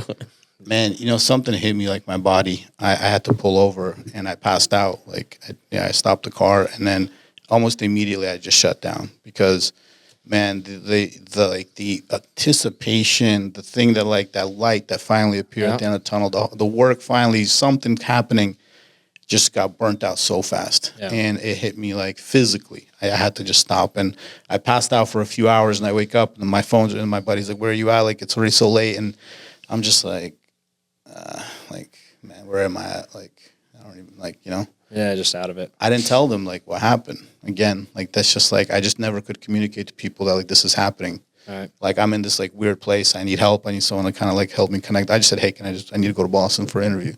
And like, oh, how'd it go? I'm like, I think it went well, you know. Like I'll just deal with it. Like typical guy stuff, you know. Like I'm like, all right, well, I'm about to jump, but I'm good, man. Don't worry about it. That's fine. I mean, it's fine. I'll be okay. It was like, man, physical pain. Yeah. And just to get it stripped away, you know? And like 2 weeks go by and somebody at the company emails me. And I never forgot this guy, you know? He's like, hey, man, like, I remember you coming in and like, I actually liked you. And I wanted you to come back for an interview. And I was so broken, man. I wrote back an email to him. I was like, man, you guys like serious? Like, you serious, man? It's the worst prank ever. Yeah, I'm like, there's another storm coming, man. I'm like, this is serious, man. Are you for real? Yeah, I said, don't play games with people like that, man. Like, I was so broken. Wow. Yeah. I actually just like wrote back to him like, man, just don't do this. Like, it's not fun, you know. Yeah. Mm-hmm. And it blew me away. It was the first time I saw like actual class. Like, he responded and said, hey, man, like, no, I get it. I think you still should come in. And that was his approach. And I'm like, whoa, like, man, like I thought like, that's it, man. I sent the, like, I disconnected and he just kind of like saw through it and said, okay. I got you. I got it. But dude, like, nah, you got to come in. Like, this is a moment. Yeah. They hired me and it was a better job than the one I went for originally. Nice. Like better pay, better team, everything. And man, talk about like that first day, first week, first month. Yeah. First paycheck. First paycheck, man. How were those? Because That was probably That like, probably felt really good. like fresh breath of air right there. well, what was that? What was Even that? now, man, I got so much anxiety from that, man. Like that first paycheck, man, tears, man. It's just tears. It's like I cried, man. It's just what it is. Like the whole process. It was too painful. Like why? Yeah. Why? Like I did everything that was asked and more. I went and volunteered. I did all this stuff. I graduated, honors, Phi Sigma. I did everything that like you could do. Yeah. Somehow I got chopped up, man. I just got chopped up. I hit a blender somewhere, man. I had turbulence. And it chopped me up. And I never could understand, man, what is going on, man? Why? So the why is coming up. Well, to give the audience just like a footnote, how old are you at this point? Man, When you got the job? 20, Or the job, let's see, so like 26, 26. That was the first official job. Landing. First step. After college, yeah. Wow, Yeah, what man. a And this has position. nothing to do with your college degree at this time either. No. Oh. This is me in the basement reading blogs and books. You heard it here first. That's what he thinks of college. Yeah. Like I should have been a chemist and I should have went for chemistry at the end of the day. Now I know it, but like maybe I'll come back to it. And That's so left field. Why?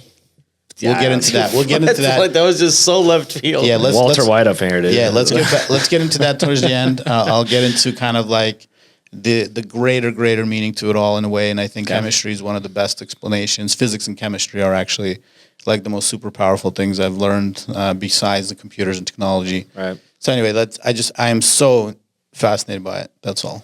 So I get this job. I'm like, man, I got the suit, like not so much suit, but I got the tie. I'm tucked in, and I'm looking around me, man, and people are like so complacent, so soft. Yeah. They're barely showing up to work. Yeah. They're just crunching through it. I'm like, where'd you come from? Like, how are you so like Relaxed. Yeah. What the heck, man? Like, what is going on, man? I was coming in hot. Yeah. Every day on the dot. Man, I'd have food to eat, man. Are you kidding me? What? 8 a.m., 7 a.m.? Are you kidding me? Like rookie numbers, man. I didn't sleep in college. Yeah. So I'm there, man. I beat every record. I'm like, give me more. Give me more. I saw like what's going on around me. I'm like, this is not real. What was it that you did? What was the position? I was basically customer success, like manager. Okay. I had a book of business about 40, 50 people. Okay. And I would help them stay on the platform. I would help Gotcha. them like use the platform. Got it. I would teach them about Google Ads. It was very tied to Google Ads. This was like a very Google Ads type of role. Okay. I was very good at it. I was very good. I learned at that stage of talking to people, man. Like something about the compassion. Like the guy's like, I got a business, and man, I don't know if I'm gonna make it. And I'm like, yo, bro, like You're gonna make it. bro, like trust me. I know, bro. Man, dude, let's take a pause. Like that's deep, bro. I feel you right Do now. you know what you're saying? And the guy next to me is like crunching chips, like, oh yeah, it's okay, man. And I'm like, I said, well, this is the cost. yeah, that's just what it is. Yeah, I feel that. I'm on the call with the guy, and I'm If like, you want to succeed, I'm like, hey man, you good right now? Where you at? Like, where you home? Where you at? All right, hold up, man. Just you know what? Let's do this. Like, and I'll talk to people, man. They're like, dude, like you are. What's going on, man? You just like, who are you? And I'm like, man, I don't know, man. I feel the pain, man. Like I just get it. Like I got chopped up real bad, man. I made some moves. I got chopped up. It's different when you live it. Yeah. Man, it made me so powerful. There's one time this guy in Bulgaria, he had like the biggest nightclub or something like that in Bulgaria at the time, and it was like a big tent. He had like a bunch of tents outside, it's like there's this whole concept, like tent club. And Bulgaria, man. Bulgaria things. yeah, Bulgaria, man. Me and him were like pretty close. And one day I get to know like this guy just put in his cancellation, man. And it was like 5 p.m. And I'm like, nah, my boy from Bulgaria. So I bring him up just right then and there. I'm like one of the last people in the office. I'm like, I got to talk to whatever this guy's name is. And I get on the phone. I'm like, hey, what's going on? You know? He's like, yeah, dude, I don't know. I don't get the point of all this stuff. And I said, let's talk about it, man. Like, I'm like, I need you here, man. We're having a great conversation. We're having a great time. Like, you really want to do this? You know? So we got like 30-minute conversation. He's like back in. He's like, dude, I'm not canceling and all this stuff. For what, man? For like just this random guy. But I just felt some kind of like, man, I got to talk to this guy. We can change this. Yeah. People like love that energy. And fast forward 8 months. Yeah. To answer your question, like an hour ago. Yeah. So, talking about manifesting, we're talking about journey, we're talking about purpose, we're talking about a path, we're talking about confusion, we're talking about why, you know, why this, why that, why this, why that, why all this stuff, man, why is this all so hard, why is this going on? Yeah. And I get this email from Microsoft, you know. You're just working at Google and you get this email. I'm not working at Google. I'm working at a random startup company doing random, really like far corners of the kingdom work. You know, I'm just my first job in. Yeah. And I get this email from Microsoft 8 months in. And I had done some steps. You know, I was like on Twitter back then, like adding Microsoft all the time.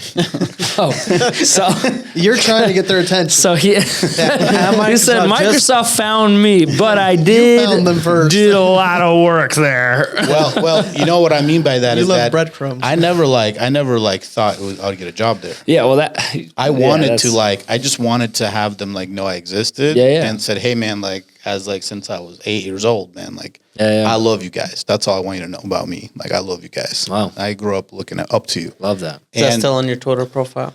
If we scroll all the way down, we're gonna find at We're gonna find Microsoft. it. yeah, dude, it is. I love you. What you're gonna find is that I got a T-shirt from Microsoft because I submitted some whatever I did, and they sent me a T-shirt. In the office, I had that Microsoft T-shirt hanging on my little That's cubicle. awesome. So I did something they did know. that. Some guy at Microsoft knew who I was, right? Yeah. Some guy. So yeah.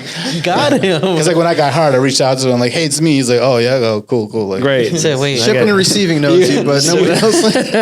I said line you and worker like apparently 444. thousands of other people. You know? So, but man, how big to me, how small to him. You know? Yeah.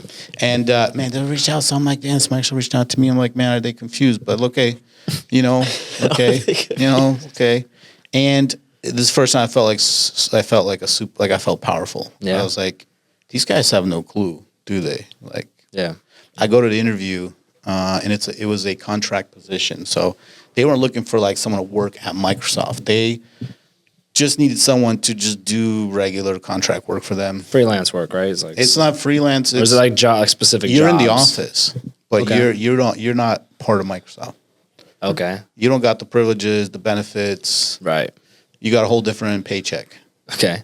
you know? And it's still way better, you know, than I was Right. getting paid. But I didn't care about that number anymore. I went into that interview, and it was a guy named Mike Ticillo, which great guy, you know. Shout out to Mike if you're watching, either way. But he really was the guy who gave me a start. Again, this is like you have these people that play this crazy role in your life who have like no clue about the path. They're just doing their path. Yeah.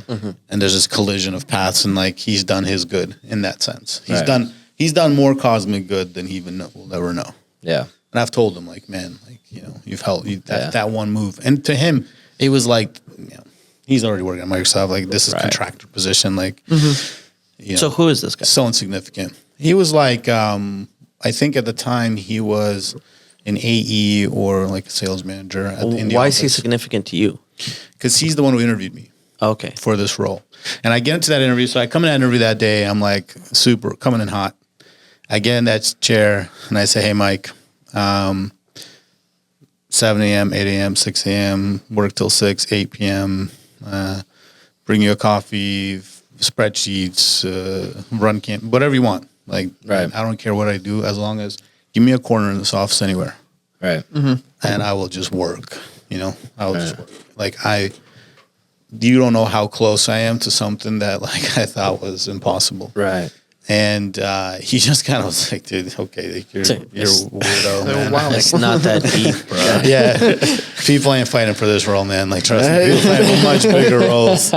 You know, people doing much bigger. Like, I'm like, this is it. Right. And that was my whole idea. Was like, if I can get a corner in that office. Yeah. Get your foot in the door, see what goes, you know. Yeah, I'm like, man, just now it's the step by step. Right. Now I gotta move the door open. So what do we do from there? I mean, after you get So that, look, man. and what is that? You said it was a contracting position. What were you Contract doing? position. So I was helping account managers and account executives prepare for their work. Like, Got it. I would do a lot of the back end work that like nobody really wanted to do in those Right. roles. You know, you talk about like people who kind of like, well, you know, come in the office, not even say good morning because you're so insignificant. You know, talking about corporate culture. Yeah. You know, you're talking about kind of a world where people come out of Bentleys and big schools and Yeah. they look down on you. And like that was a real thing coming like that first time there, like realizing that like I'm coming with no credentials to these people. Yeah. I'm a nobody in this world. And but man, I'm like, man, but I am somebody in this world now at that point. Right. I'm just like, just wait. And that was the first time I really figured it out. I'm like, man, you guys are really complacent and you guys really don't know what you have. And, you know, it's like letting a rooster into a hen house.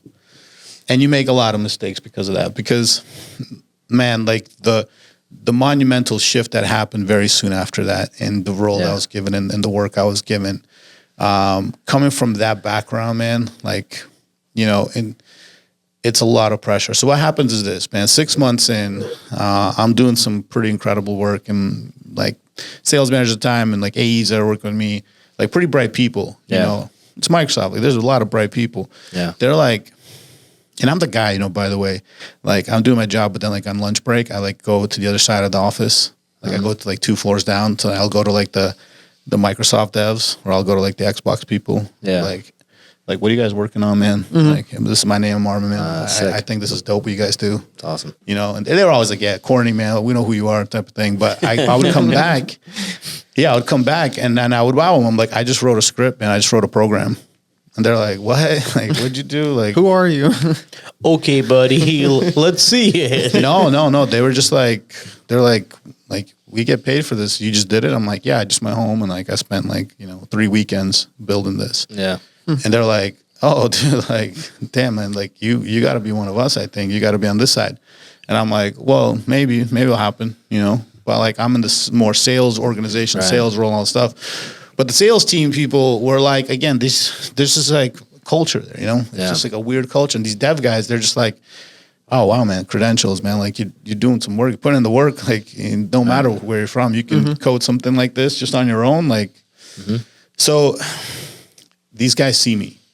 And one day there's this huge dashboard I built out and it's like so intricate, man. Cause every day I go home, I don't stop working, man. I'm working. Evenings, weekends, Easter, don't matter. Yeah. And then they're like, yo, the one person's like, the sales manager's time. I think we need you on the other side. I think you belong here. Like you now know this business. Yeah. So everybody in the office is like, you know, can't argue with it. Like everybody sees it. So they're like, we can't say even that. Like a lot of people were not happy about it because a lot of the account managers and account executives at the time, they're like, who is this Mowgli? You know? Well, they're just looking at the papers, right? Like, where did this guy come from? Yeah, who's what this did guy? he achieve? He's What are his certificates? Yeah. Nothing, you know? You're a contractor, like trying to pull weight with us. Like, you know, like I went to this college, you know, and they were not happy. But the people at top were like, like you're a hustler, man. You're working and you know the stuff. So we're gonna give you a chance. They said, look, we're gonna give you a chance, but here's the deal. There's this guy from New York. He's like the regional guy. He's the guy who runs this whole region. Right. He has to sign off on you, and like he don't know who you are. So good luck, you know, type of thing. That was basically what they said, you know. I'm like, okay, cool. This is the biggest test of my life now. Not at the FSOT. Yeah. It's Jorge flying in from New York. And, you know, we do the formal interviews, everything. Although I'm in the office now 6 months, everyone knows we do the formal. And then this guy comes in. And I remember this day, man. I'm just sitting there, okay, you know, I'm ready. Right. Everyone's already come in. We've done our formal interviews. Last guy's left. He comes in, he sits down across from me. He's looking at me, and we have this like moment of silence. It's like this very interesting energy. And he kind of like shifts in his chair and he's like, no. He's like, no. He's like, tell me your life story. I'm looking at him like a tear drops. It's something so epic at that point. I'm like, my life story. Get ready. Like, I thought I'd be talking about like this program I built. Yeah. I thought I'd be talking about all this, like the credential, like I actually know my stuff. He's like, nah, man. He's like, I'm trying to hire a cultural fit. I'm trying to change the vibe in this office. I'm trying to change this office. I want someone who's coming from a different perspective. Someone who's like not going to take it for granted. I want someone who like understands this role, that like what it means. And I'm like, where do I begin, man? Like, I can tell you a lot about that journey. So everything I told you and more, that was my interview. And at this point, he's kind of like, he's so shocked. Yeah. He's like, what? Who am I talking to, man? You're sitting here like, and all I want to do is find somebody that really wants this job, not someone who comes in with like a credential thinking we owe you this job. Yeah. And dude, I honestly, I have tears in my eyes because I'm talking about things that are like pretty hard and traumatic for me. Yeah. And they happened not that long ago. And now I'm in Microsoft about to get this job. Yeah. Wow. And he stands up after we're done and said, he goes up to the door and he turns around and he says, like, get ready, man. Like, things about to change. Wow. Yeah. And that's kind of the whole convoluted, confusing journey about a child, a kid who has some weird thing in this dream that like wasn't attainable, and then it becomes attainable through a path that just they reached me out one day. I'm in this office. I'm ready, man. I bled so much. And then I realized the only reason I got the job was because of all that. Yeah. That stuff I couldn't explain. The stuff I couldn't answer at that moment. You know, when I'm walking that street at 4 a.m. by myself thinking like, what is going on in my life? Like, what is happening? You know? And I'm like, that's the only thing that got me this, like, that's the only thing that got me here into this role. Right. And I was like, oof, man, like, I just got to chill out sometimes. Yeah. I got to trust the process sometimes, man. That's awesome. And the story obviously doesn't end there. Like, 3.5 years later, I leave Microsoft on my own. You know, it's like a beautiful continuation because the movies end, but like our life, it keeps going, man. The journey, the story keeps getting more intricate. Yeah. And I won't get into all that because that's a whole nother side of it. But that's kind of the cool, for me, like that was the story. I did it. I did that thing. Right. I did the work. And as an entrepreneurial mindset and doing what I do now, there's this conversation consistently about like building your own business or working for a big, large corporation that's doing big, impressive things in this world. And I had this one talk with my buddy who started just entrepreneurial and he stayed. And we went down to Puerto Rico for a wedding. And he's like, hey, man, Armen, like, I bet you if you like made the same money that you make with Microsoft for yourself, you would obviously take yourself. That's kind of that dream. I said, hey, man, I wouldn't at this point because I've learned stuff I would have never been able to learn. Like, it doesn't matter. I would need multiple lifetimes to learn these things, to sit in a room with these people that I've sat in. Yeah. To me, it was never about like, yo, I went, I did this stuff, or this is my client, or I did these things. I learned so much. Like that kid who got 8 books in the library. Yeah. That was the value to me. I'm like, who are you? And you did this? Like, you built the system that's like $20 million, $40 million company? Like, I'm talking to you right now? Like, is this real? Yeah. Do you know who I am? Like, I'm Mowgli, bro. Like, you sure? Yeah. And you know what these people say? They say, nah, man, like, all these people I work with, they're like, nah, man, you're pretty bright. Like, you're pretty dope, man. It's fun work with you. Like, the clients I had then, they were my clients, high level, high tech, high engineering people. And they would always be like, man, sometimes you talk about yourself, but like, that's not real, man. You're really good at what you do. Like, you really connect with us. And, I'm like, dude, this thing about like no one, it's like a lonely path in some sense of understanding your value. Like, it's so like no one really will ever Like, come up and be like, dude, man, you got this incredible gift. Yeah. You kind of have to go and get it. You just have to get it. You have to believe in yourself. Man, it's like this power to force. It's like you have to do it. Right. Know who you are, know what you can do, and then deliver on that for just your own self. Like the ego is this like self-destructive force, right? Because it's like, I need to do this to prove something to somebody or etc. And it's such a, it's a destructive path.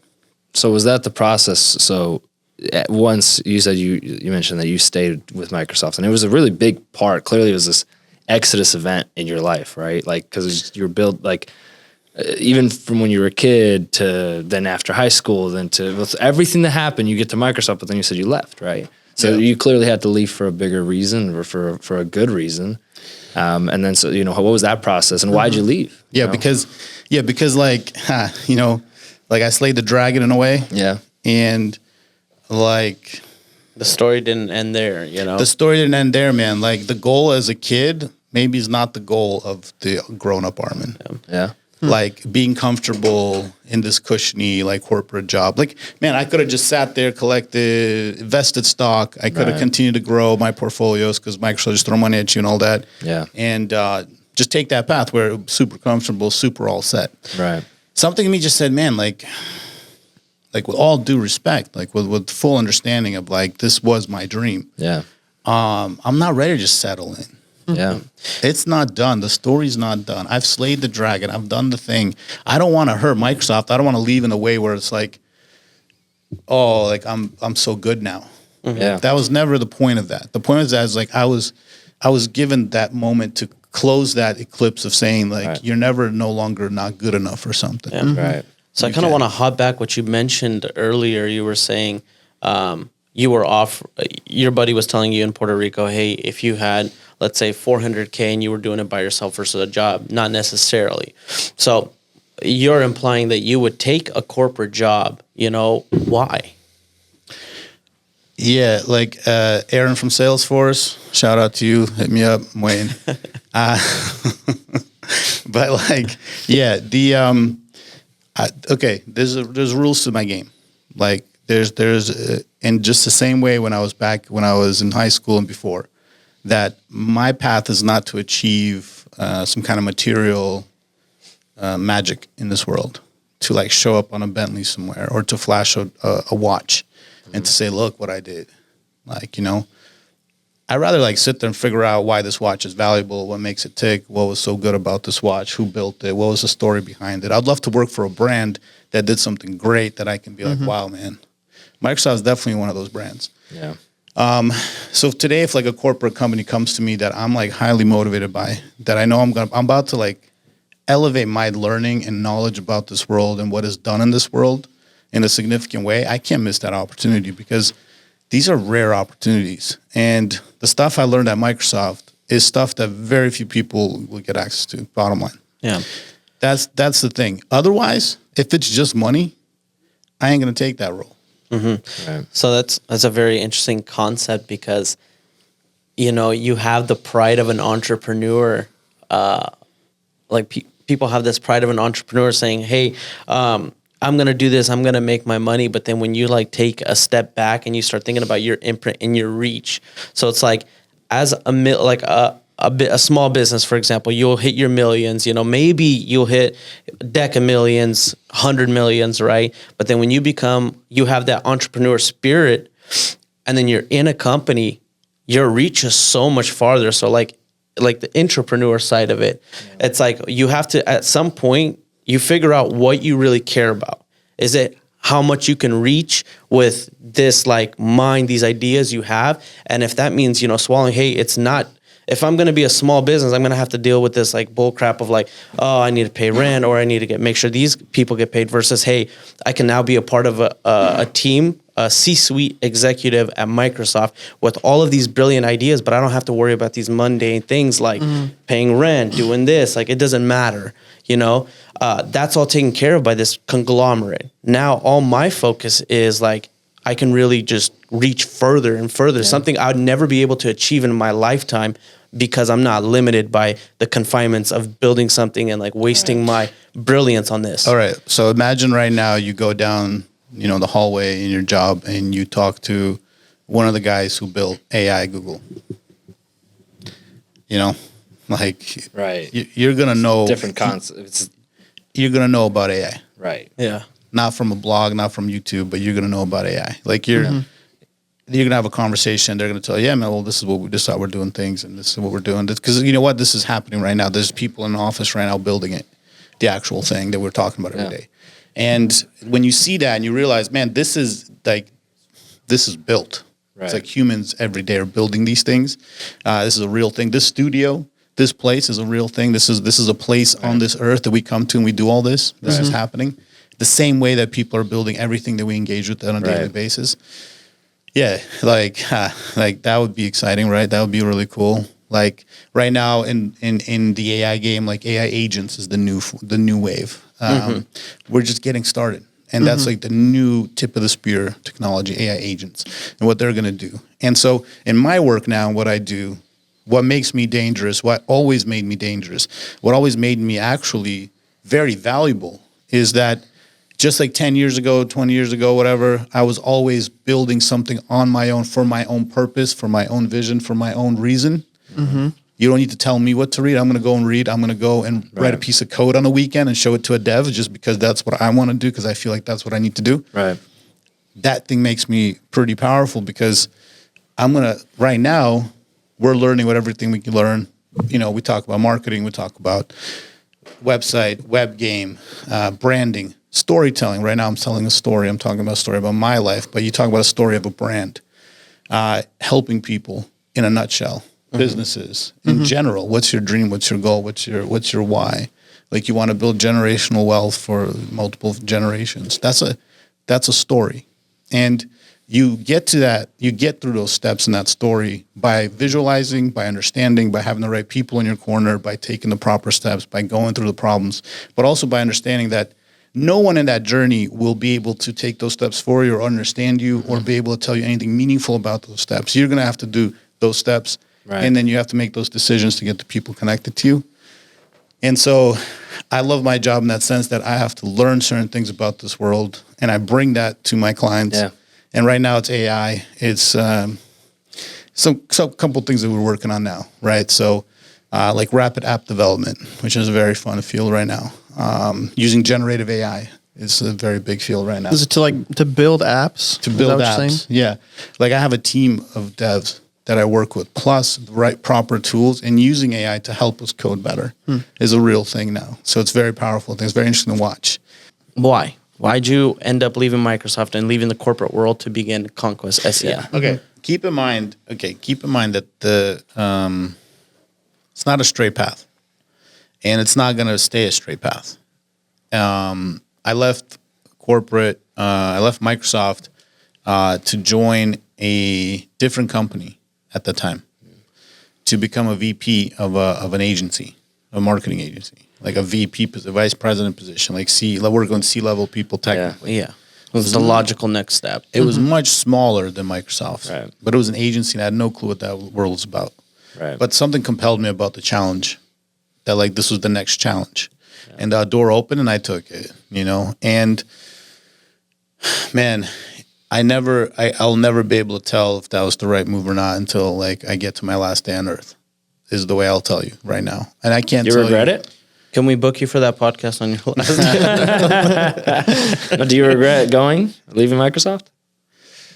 There is a part of me that regrets it. There is. There's a part of me that regrets it. There's a part of me that like will say, if the last 3-4 years are just in Microsoft right now, like, like a lot of things would be different. Is that when you left 3-4 years ago, roughly? Yeah. Whatever it was, yeah. Yeah. The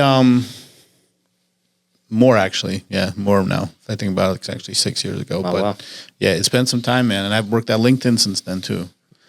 So some big ones. Big ones. Mm-hmm. As all of it was doing marketing, SEO, stuff like that, or most of it was within the sales organization. So working on the products from a sales perspective. So like we would work with clients, we'd use the products. Okay. And we would give them Gotcha. like inside information on like proper like Right. best practices, things of that Right, nature, right. and also like handle technical problems. So like at Microsoft, working with like TripAdvisor engineers on how to properly like display millions of hotel listings Right. properly on Bing, millions of listings. Right. And, like I'm one of the guys in the room, like a fly on the wall at that point, Right. listening to these titans, mental, just geniuses, Yeah. discussing how they're going to achieve it. And from Microsoft, from TripAdvisor, Yeah. it's just like, man, I'd go home and be like, man, no one understands what just happened today, like in this room, and like the conversation that happened and what deal was made. Like I'll read about it in the paper in 2 weeks, type of thing. Yeah. That's awesome. That's thrilling. So I left that for that opportunity, but ultimately I left Microsoft not because there was a new opportunity in front of me. I left Microsoft because the high corporate world can be very like cushiony. Okay. It can almost kind of like strip away a core factor about who you are as a human. There's an element that if you kind of get consumed by corporate, you kind of like almost are not human. You become a piece, piece of whatever thing that you were meant to do there, and that's it. Look, you have to talk a certain way. Yeah. Okay. You have to walk a certain way. You have to think a certain way. There's all these things you have to change about yourself to really like be corporate, To fit their model. Yeah. to fit the model and to just be that cookie cutter. Like, you just really want to, like, just if most people in corporate, they just want to sit there for 20, 30 years and that's kind of their goal.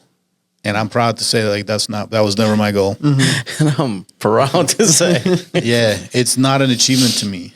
Yeah. That you just slid past all the games, the politics, you survived for 20 years in this chair. Like, it's not impressive to me. It's cool. Like, it's your path. You're going to do cool but things. there was no impact on I guess, the people in your community or the people around you or anybody directly that you're tied to, at least. Listen, I have so much to offer. A company, the world, the people around me. And working in a place where you're kind of just like a little piece. You go into a willing coma. Yeah. Like you're veggie'd out and your one purpose is like you're plugged into the company and you're just pumping. You're for just the company. AI. You are. And of course, like my job was super exciting to me. So I love what I did. It's just a point where I just said, like, I don't know, like, I do have a lot of other stuff. Maybe that's pride. Maybe that whatever that is. And maybe that is a mistake. Right. That's why I say I can't tell you right now. But I said I'm gonna take that jump. I'm gonna kind of go back in that blender. Something magical happened last time. Right. And we're going to see if we can strike gold twice, and maybe I call me a gambling man. I don't know. But that's a risky move. That is risky. After everything you go through, Yeah. after that journey I just described, to go from that to saying I'm going to jump back in, man, like, I don't know. Is that going back to LinkedIn? Is that what you're talking about? No, like just getting out of corporate. Then I did this role. Then I did all these things. And then LinkedIn had come back. And actually, that was kind of like nostalgia. Because LinkedIn was owned by Microsoft. So I actually got to see all my old messages when I joined them back. And like I got to see all the same people. I could reach out and I am the same Microsoft people I used to work with. What's the and I'm curious about this. I'm back. So, Hey, you know what? That's such a trap. What do you mean? what do you mean? Nostalgia. Nostalgia? Yeah. Nostalgia's such a trap, man. That Because one you is left deep. for a Well, because reason. you remember how know what I comfortable mean? it is. Yeah. Man, it's You remember the good it's not things. going to be the same. Yeah. Nostalgia, like that's the trap of it. It's just nostalgia is good because you remember these amazing moments, Yeah. but that's not reality at all. You just clipped in your mind. You had your little 15-second reels of the best moments, Okay, I have a question. Yeah. Because my head always goes here, especially with these big corporate jobs. What was a rough compensation package range? Give me a range at Microsoft when this is the first time. Yeah. Well, actually, the funny thing is about that is that when I went from like my contractor role and I joined Microsoft, that was actually super rare. Yeah, that doesn't happen. I mean, It usually doesn't happen you can go from the because sales side to the Microsoft- dev side. Yeah. Well, no, like the Microsoft doesn't want to hire the contractors because they don't want to set that crazy Precedent. precedent. it's precedent, man. Every contract at that point is going to be like, when's my turn? When can I jump? Yeah. And look, corporate world doesn't work that way, man. Yeah. They need you to do that job till you die. Yeah. Just fit in. No, for real. Straight Yeah. up. Well, because that company's so big that they don't need your creativity. No. They have people that are super They smart. need you that- to do that job. Yeah. Just that job. So, I'm very soon I'm going to be offering people consultations to get jobs at corporate. I've done it pretty successfully at this point. So that's going to be a thing I'm going to post soon. And like, I'm not, for money, people can talk to me and I'll tell them how to get certain jobs in certain corporate, and there's a path there. Yeah. Like you want to get a corporate job, you have to, like you get an interview, you got to be like, this is the only thing I want to do because that's the only thing they want you to do. Yeah.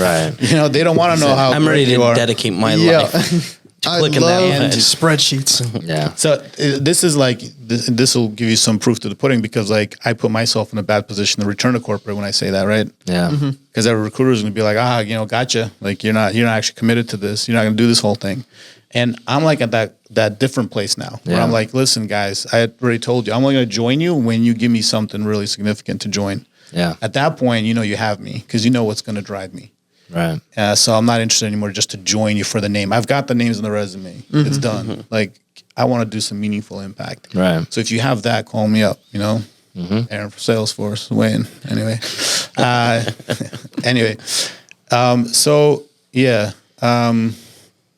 Compensation packages. Roughly. When I was talking to the recruiter, he actually was on the phone. He said, yo, like you were making such terrible money. I'm not like He's like, you don't know. You're telling him you don't know what terrible money is. You're It's gonna at go the- from 725 to 950. At the DevOps, I'm talking about the dev side. Once you switched from the contractor to the No. other side. I joined the sales org. I was an account manager, so I didn't go to devs. Oh, I thought you did. I thought you said you. No, went we made you more than switched. devs. Oh, okay. So You went from okay. contractor. That's the to- dirty to secret of sales. corporate world, man. Sales makes the most money. Oh, of course. And ain't Yeah. no secret. Filthy. It's Well, filthy. that's the only part that you like. You can't add. You can't really add anything in the terms of creativity and all this stuff. But sales, that's just numbers. So you got the best numbers, then and accounts. you It's can really affect how blood, much you man. make. It's the blood of the corporation. Let's talk about pain, man. When you see that dev who like suffered through those crazy courses in college, Yeah. and I'm like, yo, I do make more than you know that, right? That's funny. I Listen, respect the work. Tonight, I'm buying. Trust me. So he was like, yo, like we have a rule like Yeah. at Microsoft. We only can like give you so much more Yeah. than what you were making. But that is still less than our bottom. It's funny. Wow. They can't even get to the bottom. So we have to make an exception that we have to pay you more than what our ratio allows So for. you were a lot of like first and rare moments. Dude, he's You're like a complicated one. laughed. Contractor to full sales job, Yeah. and then from low pay to an extra bump into still low pay, but better than before. You know, like when like life just starts going like this. Yeah. It's Yeah. tunnel vision. Yeah. Like I start seeing these checks start flying in, and it's like, because I would have to go in all the time and like ask people like, how much is the Pop-Tart? Like I don't know if I can afford it, and then I just like walk into any place and be like, yeah, just give me the steak. Yeah. Like I don't have to check, man. And you know what? Like I say that like this, and it kind of sounds a little bit cocky. I still have trauma opening up my bank account. Yeah. It's actually a painful thing for me to log in and open it because like how many times I opened it and it was just like I have that same problem. Like to this day, you know what I'm talking about? I know exactly what. Sometimes I wince before I look, and I'm like, why am I wincing? Why am I even checking my account? Yep. But it's like, yeah, you have like, I remember those moments where you're opening it and you're kind of like, I don't want to see red. If I see red, I'm closing it. You know what I mean? deep trauma. So at that point, those years, I didn't open bank account ever. Goodness gracious. I just said I know I have the money coming in and whatever. Like I'm taking my time to like Gotcha. relax. I need to relax. So okay, rough compensation packages. Like if you're a dev, you're like starting probably like straight up freshman. Like you're probably Sure. starting like 70, 80 up to like 120. Yeah. And then if you're like high, like you're a good dev, you're like at 140. And then if you're like really, really great, you're hitting up towards like 200. Right. And then like there's this like special class in corporate that makes like $1 million. And Right. like hope you all get fired. Like that does not need to happen. And it's ridiculous, especially in San Francisco. And Because Silicon that's all Valley. that's all the stock options that just keep piling on. Well, and piling that's not on even. and- I'm talking about base. So just just base. the salary. Goodness Dude, gracious. you don't understand. Fudge is making that much money for Dude, nothing. like stock options plus like all the benefits. Gets like insane. It's All right, Microsoft, you got me too. So give me that position. How do I apply? I'd like to extend my imprint. yeah. So take those numbers and like sales, it's like add another 40K on top of each band. Okay. Basically. So Gotcha, like yeah. if you're like an AE, a good AE, you've been making upwards to 300K. Yeah. Like definitely that should be a number you should hit. If you're like a sales manager, like you run the whole team and it's Yeah. like a team of like 10, 12 people, you should be making some filthy money. Yeah. Like, and I am mad about it. Like that's fine because you're running a whole team. Yeah. There are crazy stories about like there's single devs that make that money or like a single sale that will make some crazy money. And there's a lot of weird stuff that goes on with yeah. that, but it is very political. Yeah. Sales jobs are very political in nature because I can stack your book of business. Like I can be like, all right, man, this next year you're working on these clients and I already know what's going to happen there. So a lot of like what you're going to get, you Yeah. know, to start the race is a lot about conversations you're having like, 6 months before. Yeah. And everyone's hedging people because sometimes like, I need to make sure you're making a certain amount of money because I don't know, like it's political and, but the bands are like that. So you get base pay plus you get commission payouts. Yeah. So your base would be like 120 plus commission puts you up to the same. So usually it's like a 50-50 spread or like a 60-40 spread. So if their base is like 120, your commissions are like up to 120 also possibly. Yeah. Roughly in that range. Yeah. Plus you're getting like stock options and things of that nature. Yeah. Most of these numbers are pretty public now. Like Yeah. there's a lot of pressure on like, being like transparent about all that. Yeah. I don't think you should be, I don't think individual people's pay should ever be public, but Yeah. I think people should have a general range. And sales roles in corporate world is like definitely, that's where the party Right. happens. That's where the money flies around. So yeah, that's kind of what that looks like. Gotcha. Well, so now you run your own shop, right? So Yeah. you're running your own business. What do you guys do specifically? I know you use marketing, but that's that's so general. Yeah, that is. See, man, like partly is that my personal vision for what I do in my life in general is those core values that like I want to create, I want to help, I want to innovate, I want to learn. Yeah. These are like my core groups of things. And so marketing is, when I started this conversation, we were talking about psychology. We were talking about people's behaviors online. We were talking about how long people watch things. Right. If you're still watching, big shout out to you. You're a real G to this podcast and the squad here. I'm sure it will appreciate you guys. I know a few of you. Y'all for real. Yeah, you guys. Some are of the my real truck ones. drivers, y'all need that That's content. true. I'm doing this for you. And keep in mind, we are going to look at the analytics, and I am going to know when you clicked off. So we covering this 4D, man, 4D chess. So in a nutshell, man, like I just had this situation where a client that I did like work for like 4 or 5 years ago, and they kind of like reached out to me randomly because they're having problems with their website. Yeah. And it's always that kind of random thing, like, hey, you're the guy who did this like 4 years ago. Like all these problems are happening. Blah, blah, blah. And I'm like, yeah, but like, like that's done, man. Like it's a new era. Yeah, go kick rocks, bro. Well, not really, but yeah, I said, yeah, like, what do you want from me right now? Said He's- 4-year warranty. Where do I send the invoice? What do you want? Well, yeah. He said, well, I'm working with this marketing agency, and like we're doing all this stuff. I want to know if you can like help like with this one little thing. And of course I can. Like I'm never going to turn somebody away. Like if I can help them, I'll help. Yeah. But I said, man, like you work on some lousy people. It's a common theme, And I'm like, I can roll them, but again, like stack the check. Let's work if you want. Right. And I'm kind of pretty direct, and like some of you guys would know, like I'm like, it's in, it's out, it's all good. It's the yin, it's the yang. Actually, it's like he's like, okay, like they're pretty cool. And then as we started talking, like layer after layer, so we just like completely, long story short, we just completely rebranded him for the start of the new year. Yeah. The logo, the site, the feel, the touch, and I showed you that message today, Yeah. right? It's like smiley faces, hearts, wow, I love this thing. Like, what is this? This is my business. And I'm like, yeah, man, like I sat there in the evening, I thought about your business, thought about you. Yeah. And I did some of the thinking you don't have time for.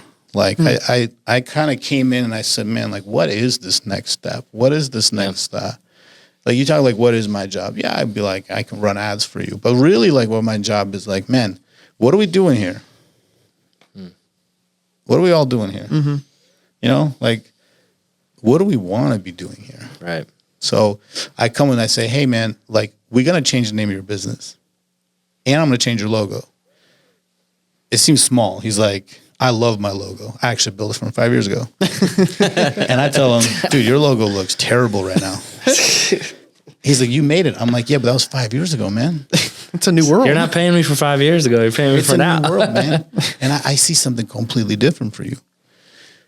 Oh man, he's like, you know, I only love my bed and my mama and my logo. And we got there. You know, I said, let me just do this. Just let me do this. Drake is a client. That's crazy. And so he sees it. And then the first thing's always the same. It's like kind of that splash, like, dog, I don't know. And then the next day it's like, I don't even remember what I had. Yeah. I can't believe how much this leap happened. I don't understand how I don't even remember what I had. Like that old website I had. I don't even remember I had that web. Like this is so different and I feel so different and I move different and my business is different. When I talk to people about my business, I'm talking different about it. Yeah. Guess what's happening? You are like manifesting this vision I've planted into you, you know? Like I am planting a vision for you. So that part of the work that I do with people, when I talk to them and I just try to figure out like, okay, man, you know, like I see this thing and this is actually how I work. Yeah. Like when I'm just at home working, I actually will just sit there and be like, all right, this logo and like, okay, and if it was red and then like if this line looked like this, oh man, like that's a pretty meaningful thing. Like that, like people would look at that and they're probably gonna tick different. They're probably gonna be like, this is kind of hit me, you know, that was pretty cool. What was that? You know? And like someone has to kind of just see that strategic thing, like that strategic thing versus the tactical thing. Yeah. So tactically, we're going to perform. We're going to do campaign execution. We'll run Google ads, Meta ads, LinkedIn ads, TikTok. It doesn't really matter. Like that doesn't matter as much. We're going to run all that. What's going to matter is that conversation that we're going to have about like how we're going to grow this thing, how we're going to actually change this thing and like what change we're going to make. And it's always tough, man, that change. But someone, if they own it, and that's what I try to work with people, saying like, you have to trust me to let me own a part of this part. It's your baby. It's your business. It's your life, dog. Like, believe me, man, I slept in my car. I know. Like, I know what we're talking about here. Like, we're talking about your kid's college. Like, we get it. I know what we're talking about here. We're talking about your future. We're talking about potential divorce. We're talking about real stuff, man. Your livelihood. We're spending money, man. We're live. Yeah, like, that's what we're talking about. We're talking about life. Right. Like, can we deliver? Can we do it? What do you want to do? Right. And if someone comes back and says, man, it's not the time and all that, it's like, dog, oh man, like, thank God we got there. It's not the time. Like, let's not do this thing. So I never hard sell. I sell a dream, the vision. If I see it, I say it. You know, if you see If something, I see you, I sell say you. something. It's over. Let's deliver on, first of all, my vision, which is to learn, to create, to ask that question continuously about what are we all doing here? So have you ever made the decision not to work with a client Yes. based on what they're, even though they wanted you to come in, but you're like, man, you're not there yet? You look, first of all, that's a negative frame. I will never tell someone you're not there yet. You know, like the speech, the words you use are super significant. I'll never be the one to tell you you're not there yet. What I'll do is I'll say, it's going to take like, I don't know, your CPA is going to be like $200, bro. Can you handle that? What, dog? Nah, man. Like, I'm like, but like, we're going to need that for 2 months. I don't know. Like, there's these Indians, you know. By the way, bro, yeah, like I'm going to give you like a set of deals now that is going to be more expensive and more difficult for you to say yes to. Because now I need to see that you're like actually committed. You know, now I need to know that you're actually talking to me and not wasting my time. Because things happen, man. Like even a credible person that's going to roll with me and we're going to work, things can happen. Like life happens. Business and life hits you. And like, we can do all the right things. We can work with somebody as close and we can do everything perfect. And then all of a sudden something happens in life and you get that phone, and that's happening. You get that phone call. And all you can really say is, dog, like, all right, work it through. If you need me in the meantime, I'm here. When you're back on your horse, man, let's get back in it. I'm waiting for you. We'll get through it.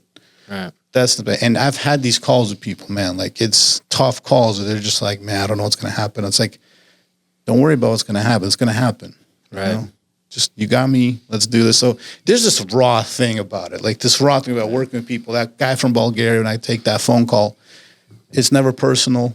Right. It's like, can we achieve this beautiful thing? And then sometimes step by step, things are achieving, things are happening, you know, right.